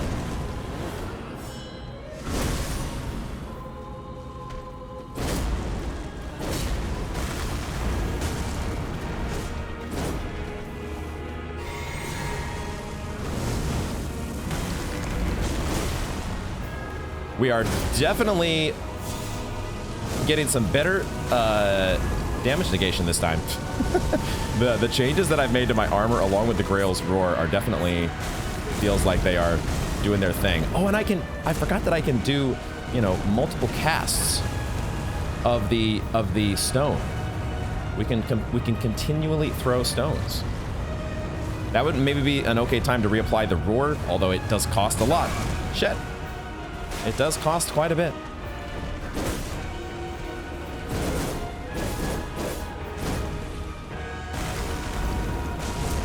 He ducked under my stone. That's not fair. I think I must have gotten... He must have gotten behind my shield.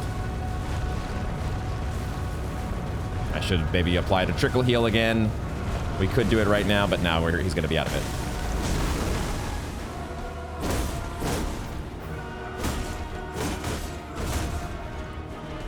I don't have enough stamina.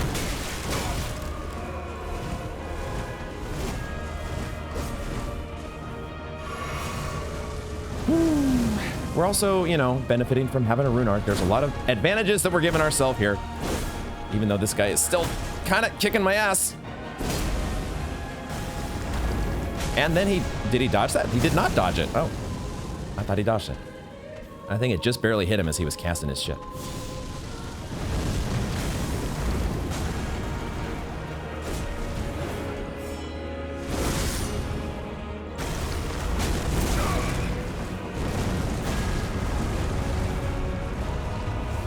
I don't have enough for a Trickle Heal.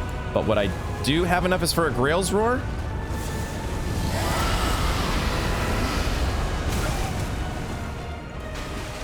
I need to drink now.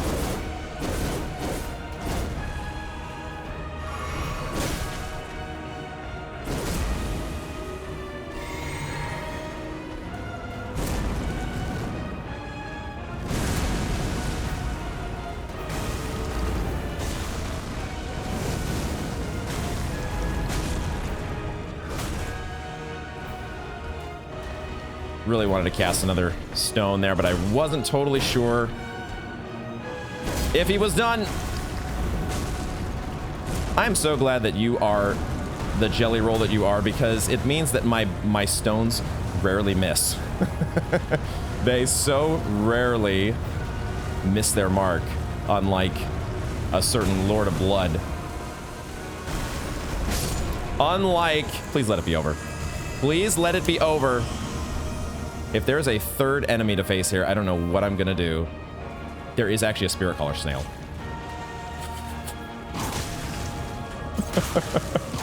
That is freaking hilarious. That is freaking hilarious. We actually triggered a bleed, so the spirits can bleed. You just need to be aggressive enough. Holy shit. I really hope... Don't tell me, of course. I'll find this out way later if this is the case or not. Don't tell me one way or the other. I really hope that it was not the case. That I could have just, you know, poked around enough and found that stinking Spiritcaller snail. I could be completely blind and that thing was just sitting here the whole time. But I don't think it was like that against the Crucible Knight, right? The Crucible Knight, I feel like there was... When the Spiritcaller snail was summoning the Crucible Knight, it was two things, right? Like we said. There was a Spiritcaller snail health bar right away. And there was also, I think, a very noticeable visual effect that gave away the location of the snail. But there we go. For me, actually, today, this is a new day for me recording. And so it is first try of the day. And what that means is my favorite saying, one of my favorite sayings applies. Fresh brain OP. We have a...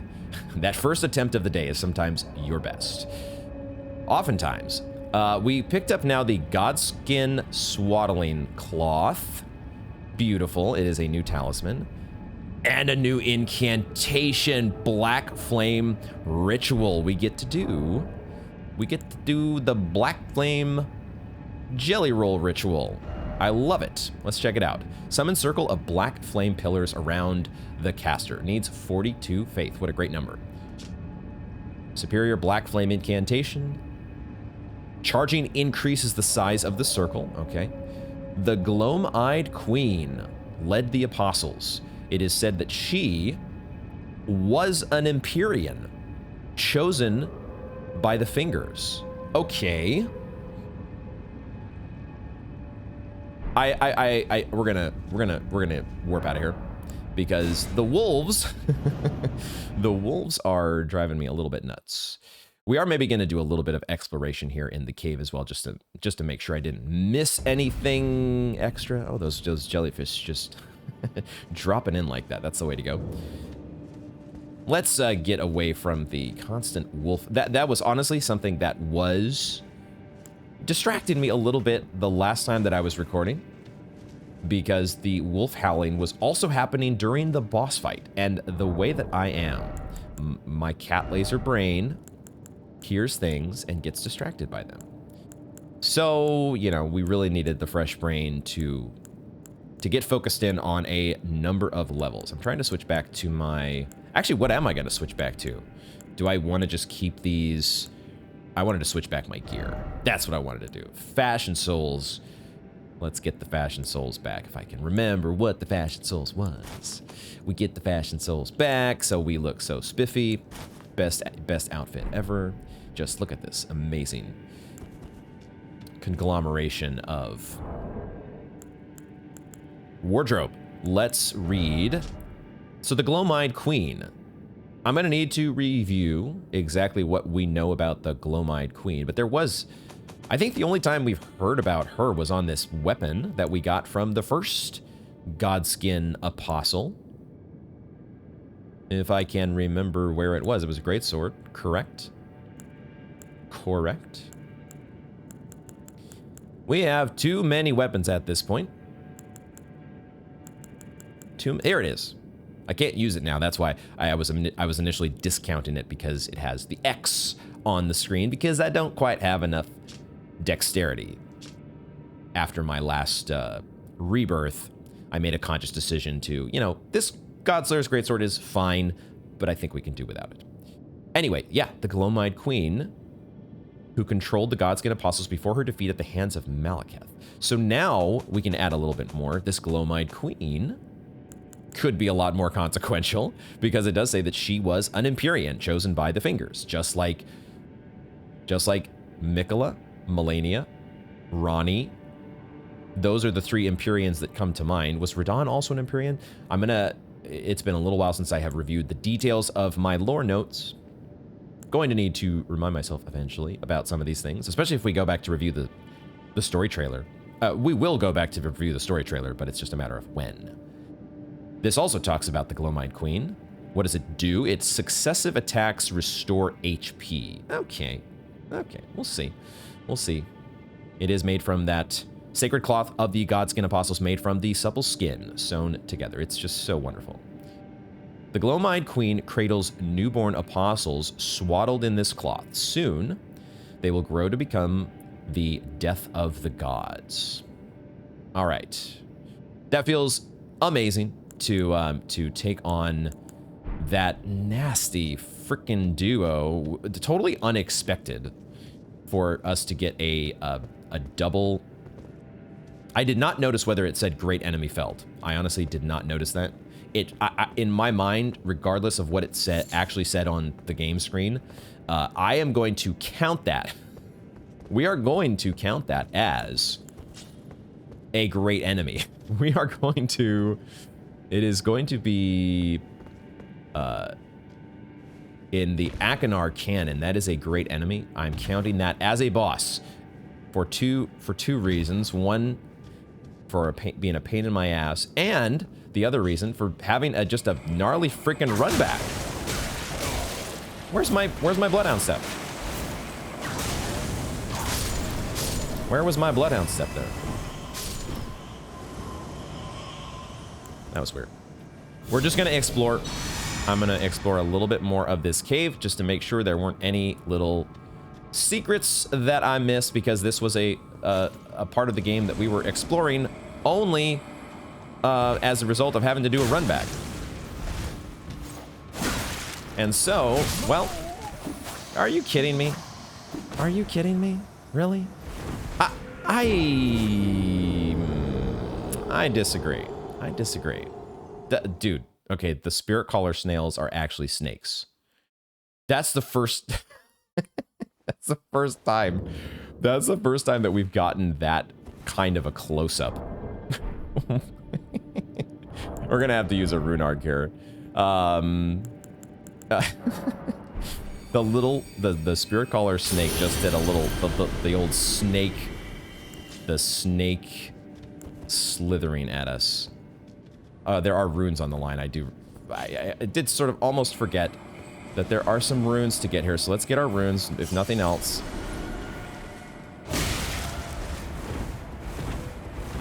Oh, there's actually a, you can climb back up here. Didn't realize that. You can climb back up. Does the enemy climb up as well? So the enemy does, yeah, it's doing like a Rakuyo effect. The enemy is doing a Rakuyo effect. Goes self-stabby and gets all powered up. And there you go. All right, I did not find anything else in the Spiritcaller Cave.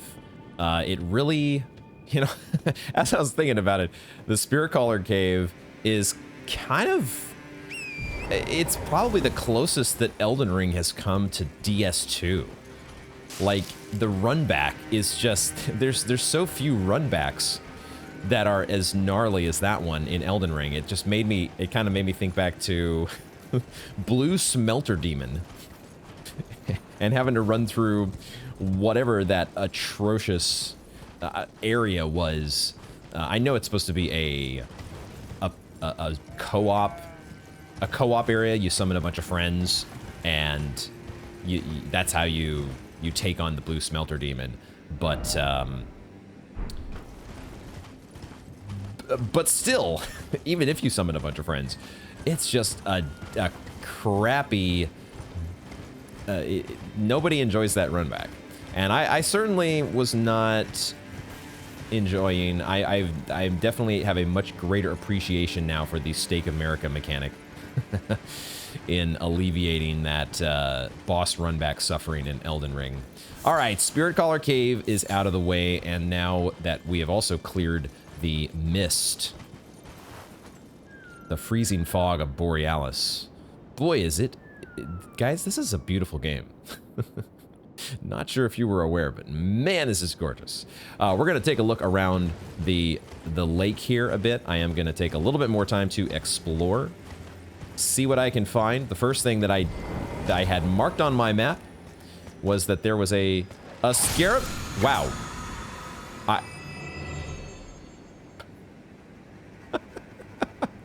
I was so not expecting to freaking hit. First try. Let's go. Ash of War. I never pronounced this correctly. Seppuku? Maybe that was right, actually. That sounded pretty good. It's the Sudoku. It's what those guys in the Spiritcaller Cave were doing. A forbidden technique used by swordsmen from the land of reeds. Plunge the blade into your stomach to stain it with blood. Increases attack power and improves ability to inflict blood loss. Okay. I mean, that could be an interesting thing to do. I mean, if we decide to really re-embrace our samurai heritage, especially now that we have a new get-up. I'm not gonna put it on right now, but we have the new white reed. What was it called? I gotta remind myself. The white reed greaves. Now that we have all that as part of our fashion souls, we might, you know, just play around with a little seppuku. Because that's totally a thing people do. Okay, is it time for us to fight a lobster? I don't know that I want to be fighting lobsters, though, with my double... Well, we do have the Bloodhound Step. It could be a thing. Could be a thing. I at least want to start... I want to start the encounter off with, sniping. That's at least the first thing we're going to do here. Okay, you're not as strong, maybe, as I was afraid you might be.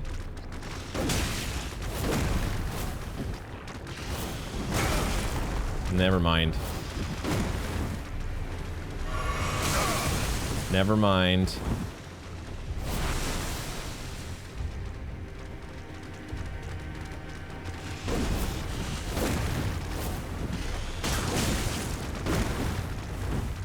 This was not a good idea. Not a good idea. Whoa, I forgot how mobile you are. Forgot how mobile you can be. Motherfucker.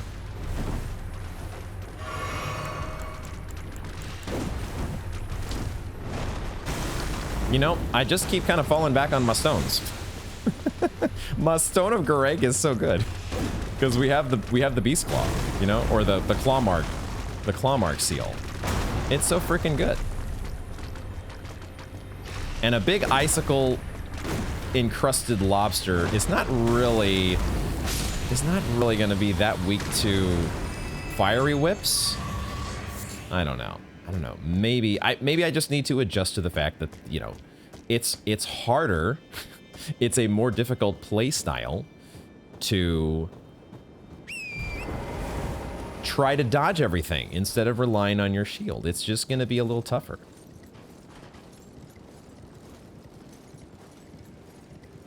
There are 2 lobsters over here. Are they guarding anything? Do I have any incentive to actually try to kill these 2 lobsters? Is there anything that they are... Any loot that is in between them?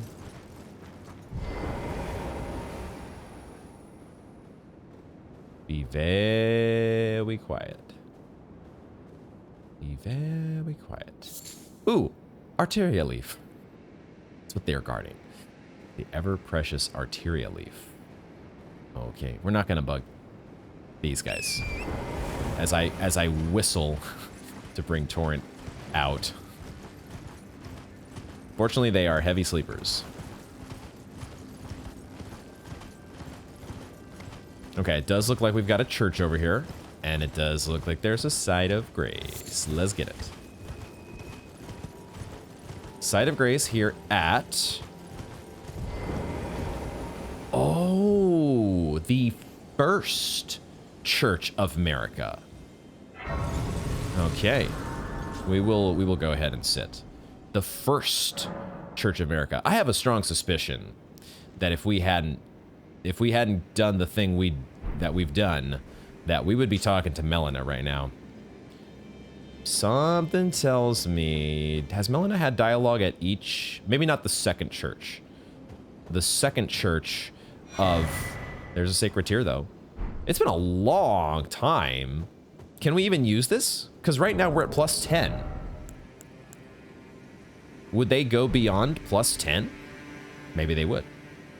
Let's find out. Let's find out. It looks like they go beyond +10. Well, that's kind of nice. I'm glad they're doing that. It would be a little bit of a bummer if both our flask charges and the the buff to our flasks were both at maximum. This unfortunately is going to the value from my cerulean flask is now going to be a little bit thrown off. We are now going to be getting not value anymore. My 200 FP, my meticulous 200 FP calculation is no longer going to be valid. We're now getting more than 200 FP from a single cerulean flask. Oh no! Time to restart the playthrough. Maybe we're leveling mind again, guys, instead of stamina. Okay. I think we probably would have gotten some dialogue from Melina here, but I will quickly mention, speaking of the second Church of America, the second Church of America.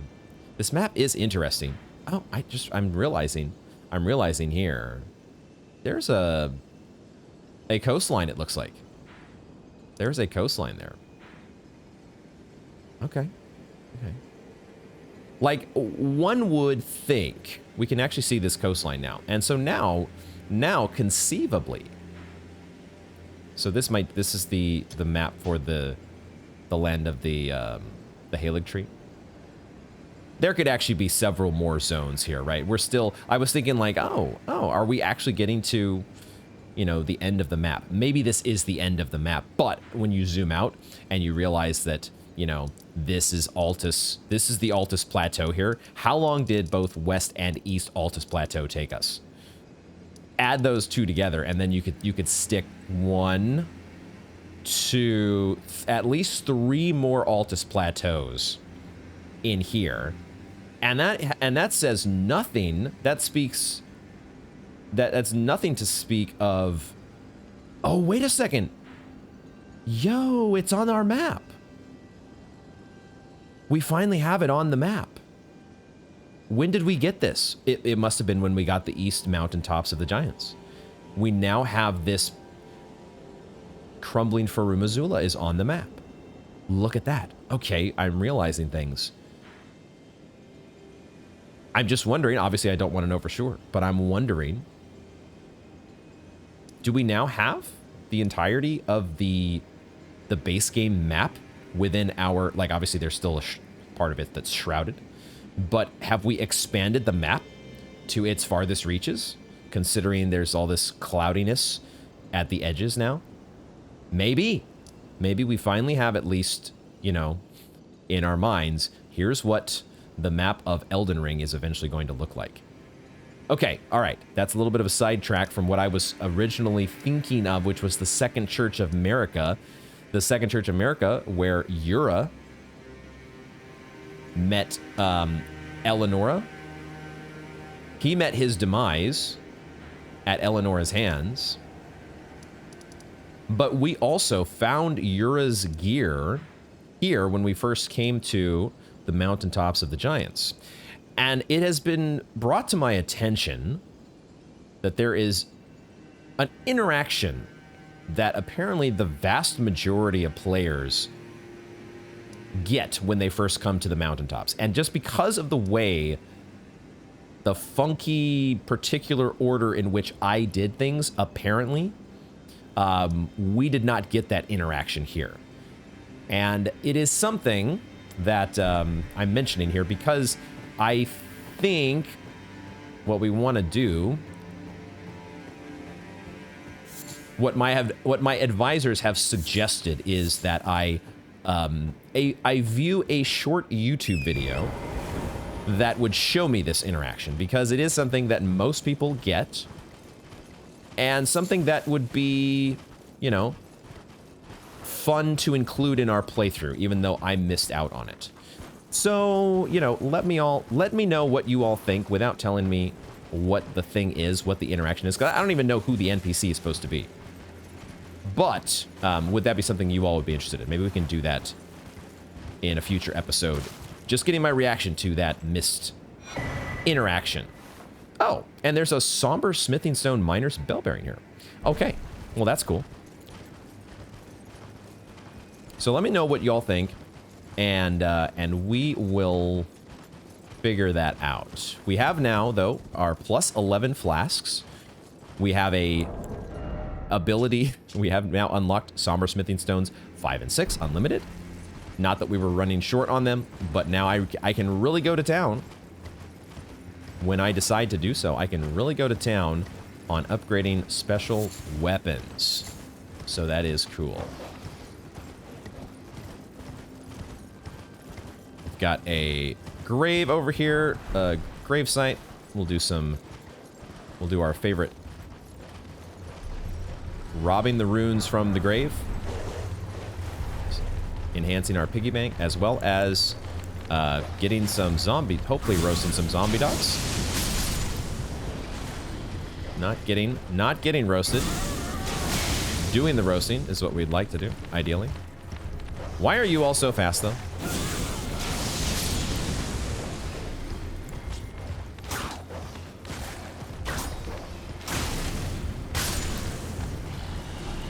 All right, you are out of here. There is also a spirit spring. A spirit spring, which goes up to... Maybe we have not explored up there yet, so we'll check that out. After I make sure that I've got all of the runes here.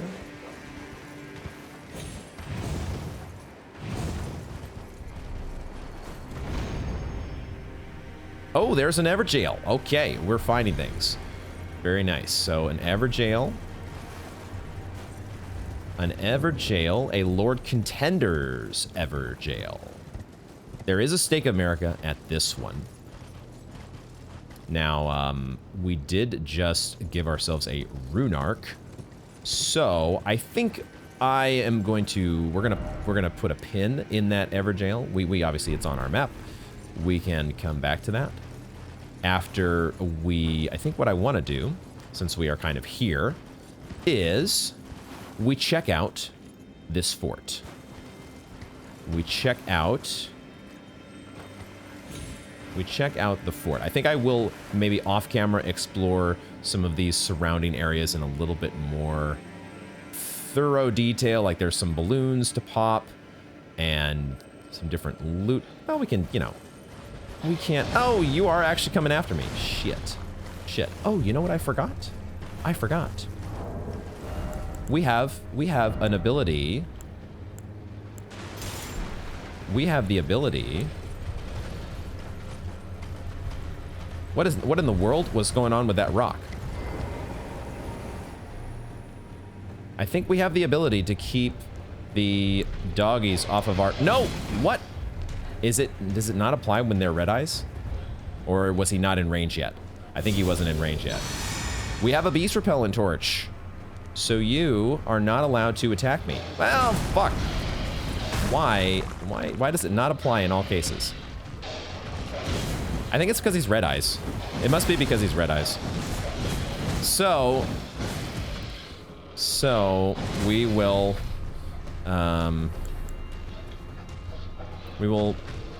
have to deal with business here. We'll have to take care of business. Whoa, that does a lot of damage. Holy shit, Garank's Beast Claw. I let down my guard.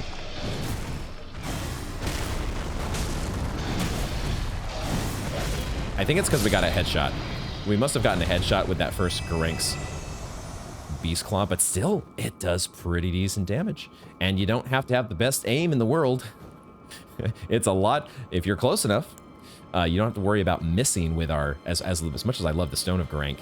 It has a tendency to miss. It has that proclivity. So there was an item down here, though, that I wanted to pick up. Let's grab that. Some explosive great bolts. We've picked those up before.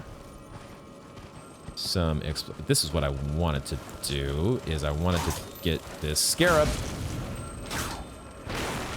He's a little trapped right now.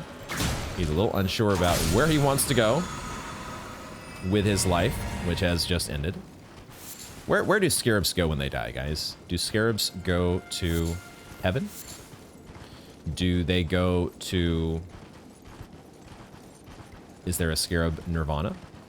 Where exactly do they head? Does anybody know?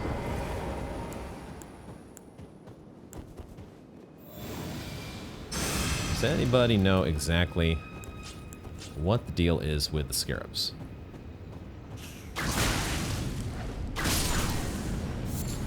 All right, what is the name of this fort? All we know is that this is the White Ridge Road. That's all we know.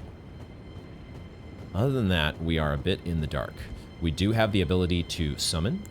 After the Spiritcaller Cave, I did switch up my setup once again, and I decided to try Black Knife Tish, because I don't think we got to showcase her very much the first time that she was okay, cool. She does the I forgot the name of the ability. I forgot the name of the ability that she shoots that why are you, can you please stop making that horrible whoa.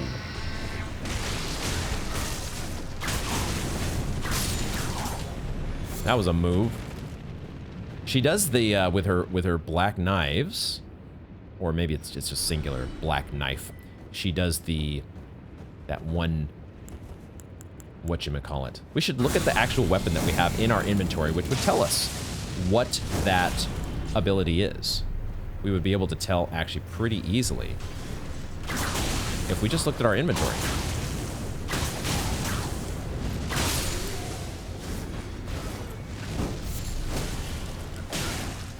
Did not realize you were there. No fire, no thorns allowed. Get it out of here. We are going to check real quick, because I want to remind myself.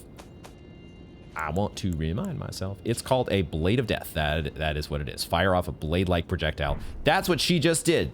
All right, keep doing your Blade of Death. Keep doing your thing. And I will continue to throw some stones. I want to take on this prelate, but I also want to kind of... Maybe I won't throw stones. Maybe I will use the Frenzied Burst, even though it's not very effective against you all. I just kind of want to do a little bit of thinning the herd before we take on the prelate. Or get 2 hits at once. That works too. That also is a valid strategy.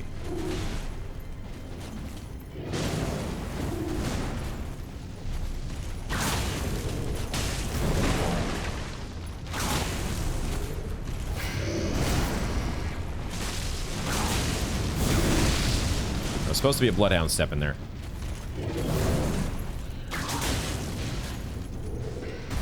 Don't know how much I'm helping myself here with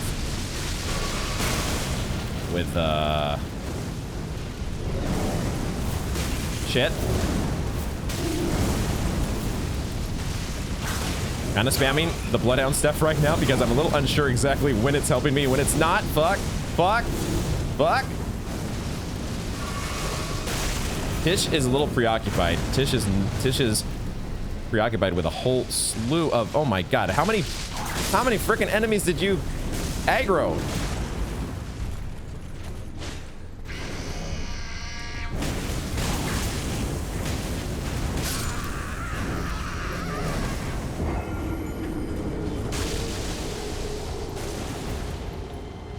Okay. All right.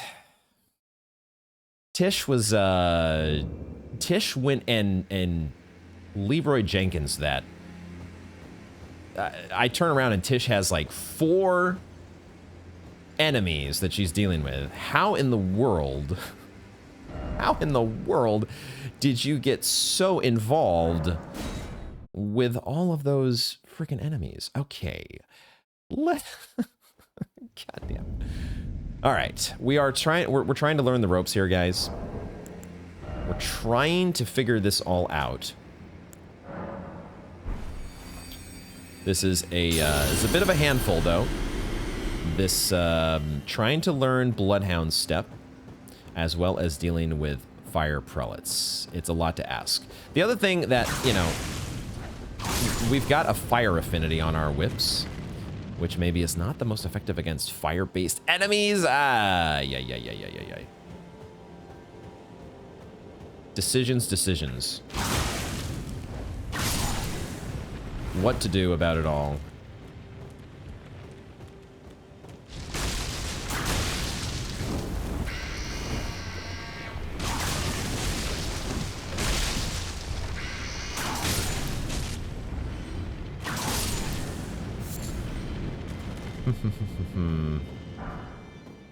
Staff of the Guilty. I think we've got that to drop for him.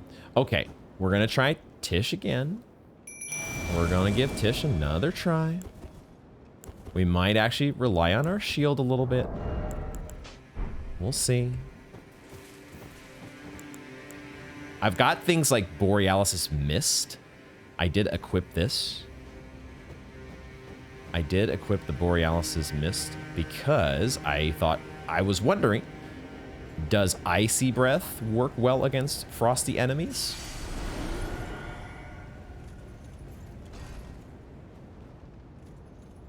Maybe we should go over here first. Tish. Let's deal with our flank. Let's make sure we don't get outflanked. That seems like the correct strategy.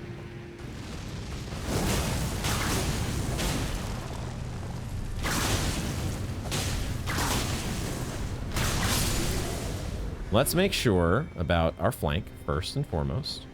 And then we can think about Borealis' Mist. Right? Just don't go aggroing every single enemy this time. Don't do it.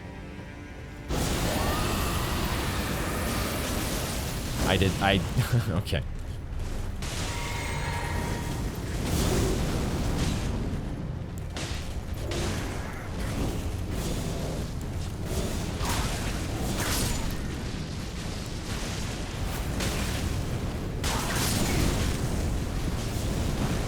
You know, we're going to drink our Flask of Wondrous Physic here. Since we died before, we are going to drink our Flask of Wondrous Physic. Because apparently the whole... It might not be Tish that aggroed everything. It might just be the fact that there are... You know, these enemies are all set to... wow, Tish is gone. Tish is gone. All right. So now we have everybody on our... Maybe not. Maybe not. Maybe it's just the prelate here. Can I not back myself into a corner? Let's try not to do that.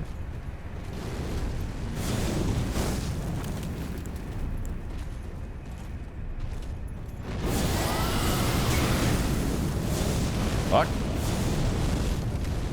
No. He's gonna... God damn it. Okay, I hate this move. I hate this move.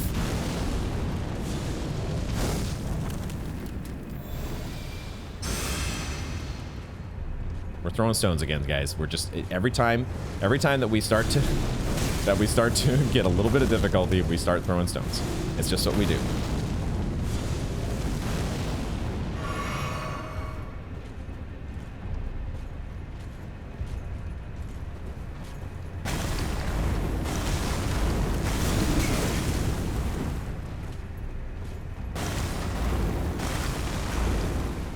Yes, I am kind of cheesing this guy a little bit, but it's not completely on purpose. It's not completely on purpose.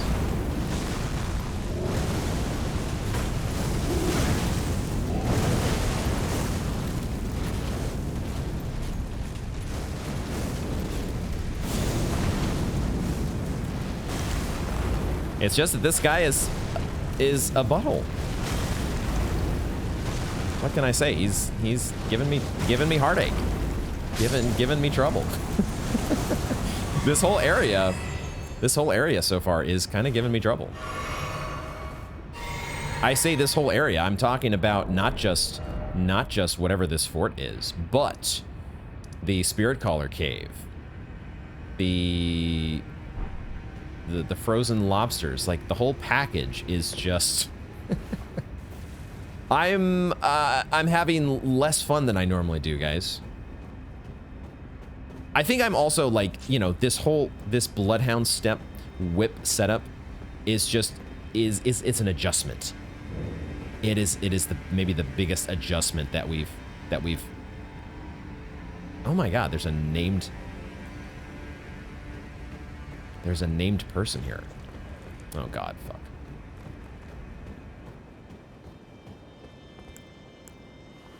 I'm just a little discombobulated, guys, because I'm learning a new setup. And I'm not sure that I even, you know, like, it works in some cases really well. It worked really well against the Banished Knights. But see, like, there's other instances here where it's just leaving that one last sliver of health. They're not doing enough damage. I think the ultimate verdict against the double whip setup, as cool as it is it just doesn't do enough damage. Flame Guardians, huh? I thought that was a second enemy, that barrel.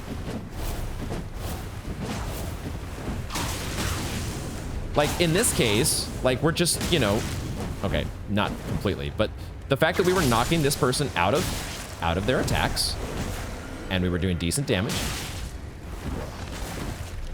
made the whips a good choice. Then there's other cases where the zombie dogs just completely stun lock you the entire time.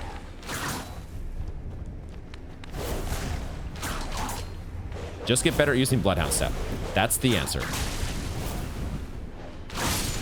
There was a long wind up on that whip right there. Okay. All right. Yeah. There's another Flame Guardian up there. This is an interesting. We've had a couple enemies like this now in this area, or in the East Mountaintops. We've had a couple enemies. The Flame Guardian is one of them, but also the White Reed Samurai in the Spiritcaller Cave. We're seeing enemies now that have a nameplate that is appearing when we target them. It's kind of interesting. We've picked up a couple items here I think we need to look at. No, maybe not. Did we not pick up... What did we pick up here at the... Was there not... Oh, it was the title card. The title card said what? Guardian's Garrison? Guardian's Garrison. That is where we're at. We're having a tough time at the moment. That's a rat. See, this is when it's like these little annoyances of not killing the enemy. It's like, oh, it's just a little rat. Cool, I did my super cool double whip move, and then it's got like this sliver of health left, just like the dog over there. Those little tiny annoyances, they start to build up a little bit. And it's in moments like that that you're like, you know, just give me back my magma guillotine. I want my scale sword back. My big hairy sword that just bailed me out of every situation. Okay, so we've got a ladder to get us up to the top level there. There's more to explore down here. Maybe the answer is leveling up a little bit. We need to level up. Get ourselves that little bit more damage. That's the answer. There was nothing else really to find down there, so let's go up the ladder.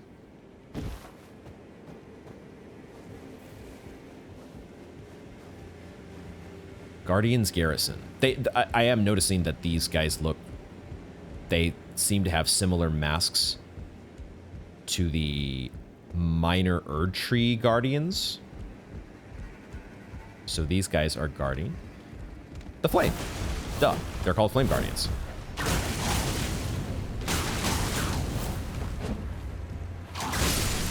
They are flame guardians. This is what they do. Flame, dear flame. They have to make sure that that flame of ruin gets to do its thing. Except they're kind of just hanging out here in their garrison. So, you know, maybe they could, you know, actually get out there and I don't know, mingle in the overworld where people are actually, where they're actually kind of in the vicinity of the Flame of Ruin. This garrison is a little, I mean, it's on the way, right? The garrison is on the way to the Flame of Ruin, so they're not completely useless. And that's always a great thing to put on your resume. Not completely useless. Are we done with this place? Was that it? No, not so fast. I see a walkway over here. How do I get to that walkway? I need to get on top of this wall. So I need to find the debris that allows me to do so. Or, not the debris, but the gap in the wall that allows me to get down here. There we go. I was going to say, this is a pretty small little garrison, if that was it. We have this Black Flame ritual. Maybe I should be trying that out. Maybe that would be a good thing to do. Especially if there are a bunch of zombie dogs. God damn it.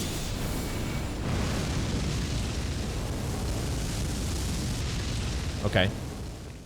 It didn't hit any of them. Oh, Chief Guardian Arganthy. What in the world do you have?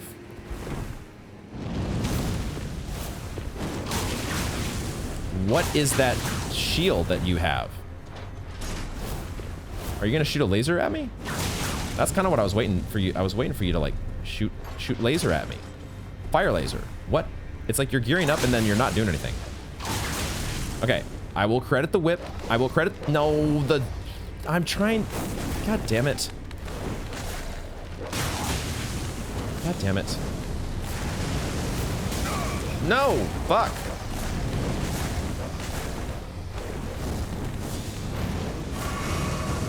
Dude is doing like, what's that move? The, no!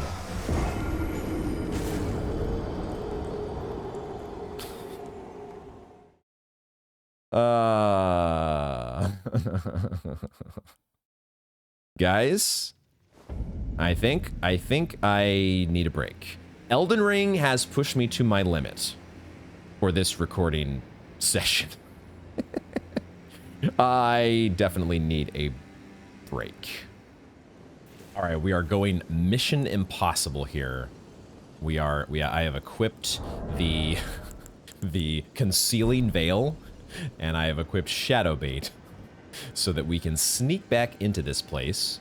I also have Beast Lure Pots to maybe deal with zombie dogs. So one way or the other, we're gonna try, because this is a lot to deal with here. Every time, there's a lot of enemies to go through, and we have some runes on the line that I need to try to figure out how to deal with. Did she already see me? Did she already? Can we cast Shadow Bait over here?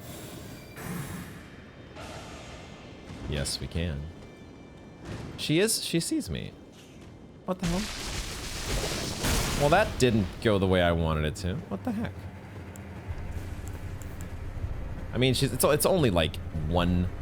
It's only one fire thorns dingus. Like, it's just one of you. I was a little worried that maybe the entire. They seem to attack in bunches.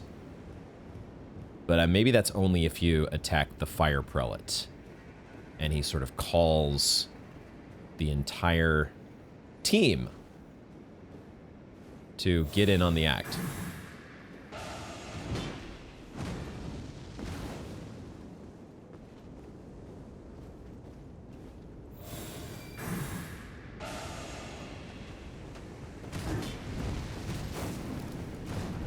that gonna do the trick? No. He saw us. He saw us. He saw us.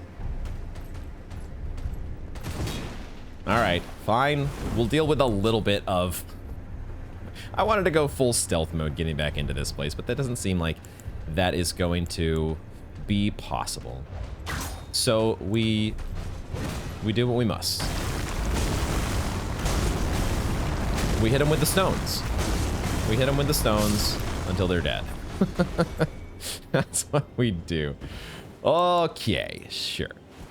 Beautiful. Beautiful. Now, let's continue. I thought that would give me a lot. This talisman does not give me nearly as much stealth as I thought it might. You have to have some distance from foes for this to really do its trick. Oh my gosh, the zombie dog. There's a zombie dog there. Why are there zombie dogs just everywhere? Why must they be a thing? At least they die in one hit. At least we got that going for us.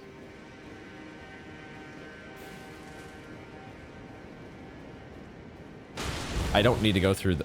I don't need to go into... roll into the boxes. I thought the ladder was behind the boxes. Alright.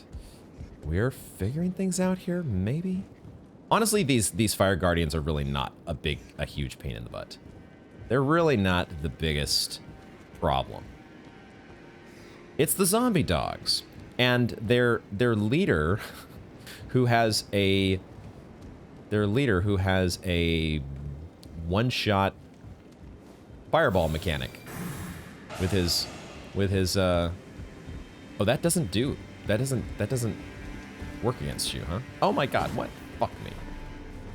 Fuck me.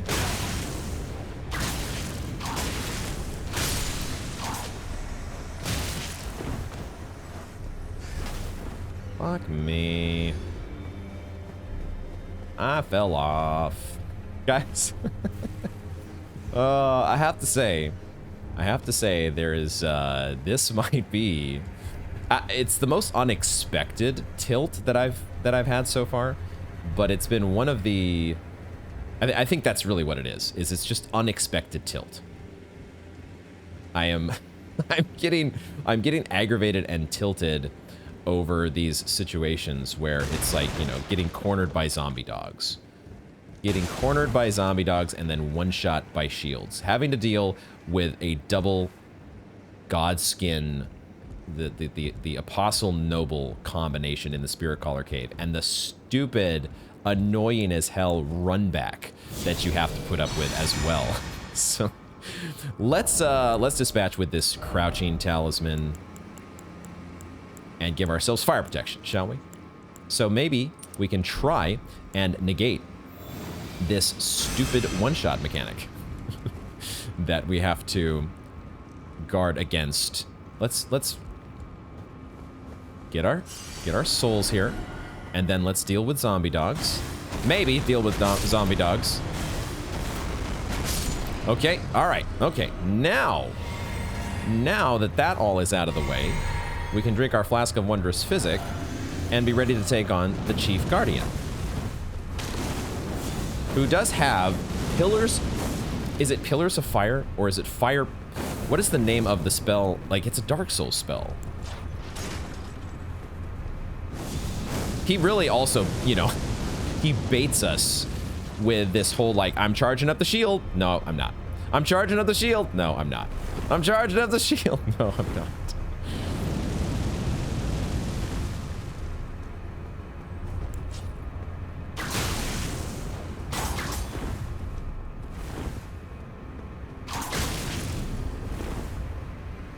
The jumping R2, sorry, jumping L1 is a good move, and it builds up the bleed against certain opponents. Why does he not fire it though? Why does he not fire it? Like, it one-shot us. Why would he not just use that move all the time? Why would he not just continually? I figured we would get the shield. That felt like the kind of enemy that we've never seen that shield before. This might be a shield we can use because of our strength build. What do we got here? Jesus Christ, guys. We're battling through the tilt. We're battling through the frustration. This is Elden Ring. But this is also, you know, it's good. Because there have been a lot of parts of the game where we have been over-leveled for, and things have been a little bit easier than they might otherwise be. The struggle is okay. You take it on, you power through, and you get a one-eyed shield in the end. Look at this beauty. My goodness. Tricksome shield made from white stone depicting a malformed, one-eyed god. The barrel of a firearm pokes through the open mouth. Once worshipped by the giants, this evil deity is believed to have been slain by Queen Marika. Huh. And then she established her first... Excuse me. Something went down the wrong windpipe there. For just a moment. She established the first Church of Marika. She won the War of the Giants by slaying this evil deity. Unique skill, Flame Spit. Ready the shield, then launch a fireball from the barrel. The fireball explodes upon impact. We saw it. We saw that in action. We definitely got a taste of the Flame Spit. Oh, okay, so I'm holding down L2. Does it fire when I release it? It does. I see. Okay. Boy, this is an ugly shield. That is not a good looking shield. That, I don't think that's who, no, this is, that's not who this is up here.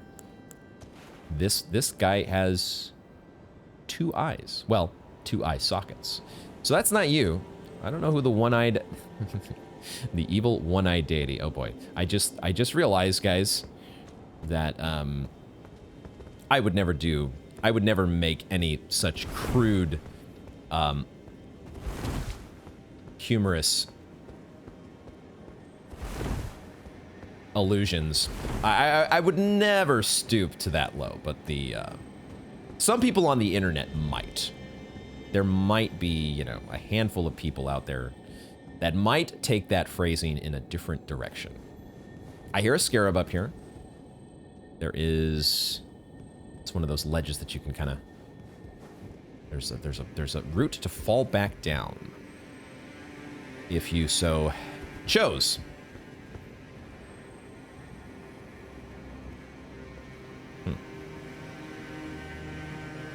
Oh, there's a chest here. I'm like, why am I up here? I'm up here for the environmental storytelling of all the folks draped in thorns, the poor souls who met their demise. There is also a scarab somewhere. And I'm trying to figure out where that scarab is. I don't quite have it figured out, but we have seen scarabs in the... They're not really trees, but these massive thorny weapons. There could be a scarab in one of those. I'm gonna maybe find that scarab later though, because I don't see it. So we're gonna open this chest instead. And we're gonna get a giant's prayer book. Give to a learned cleric to acquire new incantations. Prayer book that contains the secrets of the fire giants, kept hidden by the prelates, who monitor the giant's flame. It gives you giant's flame, take thee, and flame, fall upon them. I love the names of these fire spells. Okay, there are 2 new fire spells to check out. So of course, that's what we have to do. Let me just, I think we have exhausted the content here in the Guardian's Garrison. Oh, have we? Have we? Maybe we have not.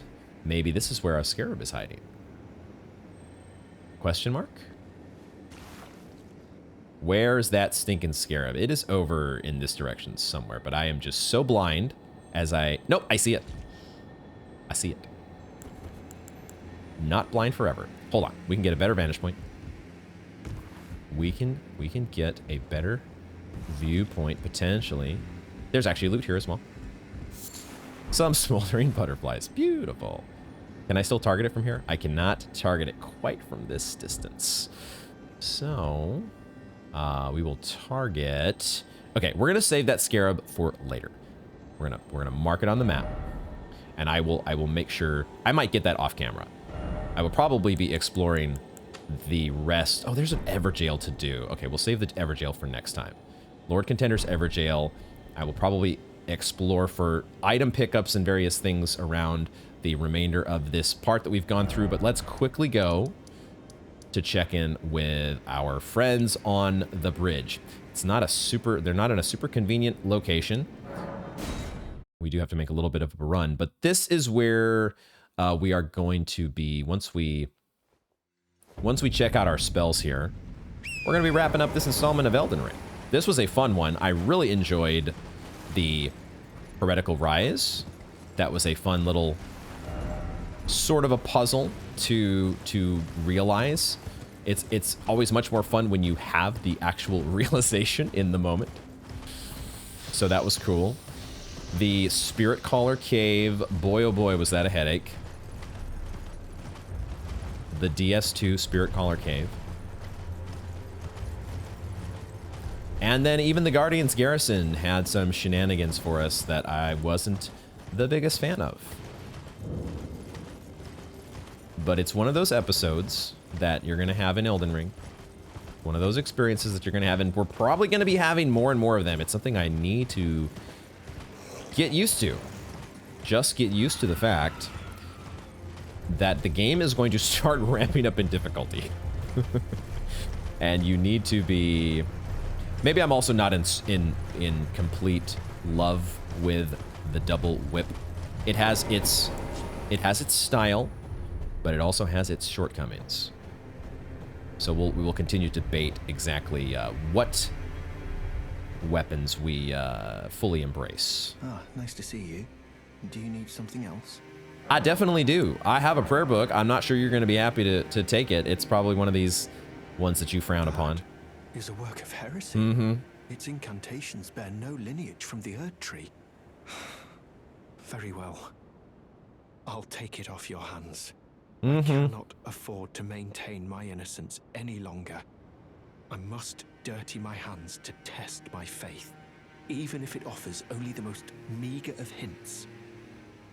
I will do whatever I can to help my master. I'm not sure if Scribe Corrin is aware of the fact that we are the Lord of Chaos, and I'm not sure if he's aware of what has become of other NPCs that we have come across. It's probably it's probably in your best interest that you do embrace the flame one way or the other. Let's quickly read about these. We have flame fall upon them. Hurl several fireballs at once. Charging enhances potency and causes the balls of fire to explode. All right, so we got Stones of Garank, got Balls of Fire. This is all good.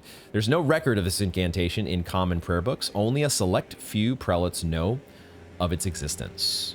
Could potentially be some interesting shotgun style attacks with this. The idea is coming to mind. And then Giant Flame Take Thee. It's just a massive ball of raging fire. I love it. I've kind of, you know, the fireballs, I liked the first fireball that we had. And then I liked the Black Flame. I still like the Black Flame. But it did feel like our regular fireball kind of hasn't been keeping up in power level compared to our other spells. So now, now maybe we've got a new toy to play with. Charging enhances potency. I love that. And once again, no record of it in common prayer books. Cool. Two really awesome options to try out next time as we continue to make our way. It looks like next time I think we will be pressing onward to this plateau. We'll figure out the name of it. This Graveyard of the Giants. Whatever the name may be. Maybe there's another church stashed over here. And eventually we are getting to the Flame of Ruin. Things are happening. Even if Melina is pissed off at us, we're making our way alone, as the Lord of Chaos does. Eventually, we will be alone once we properly deal with every single NPC in the game. And it'll be fun.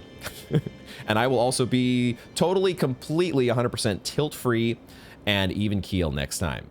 Or your money back guaranteed. Thank you all very much for joining me, and I hope to see you in the next one.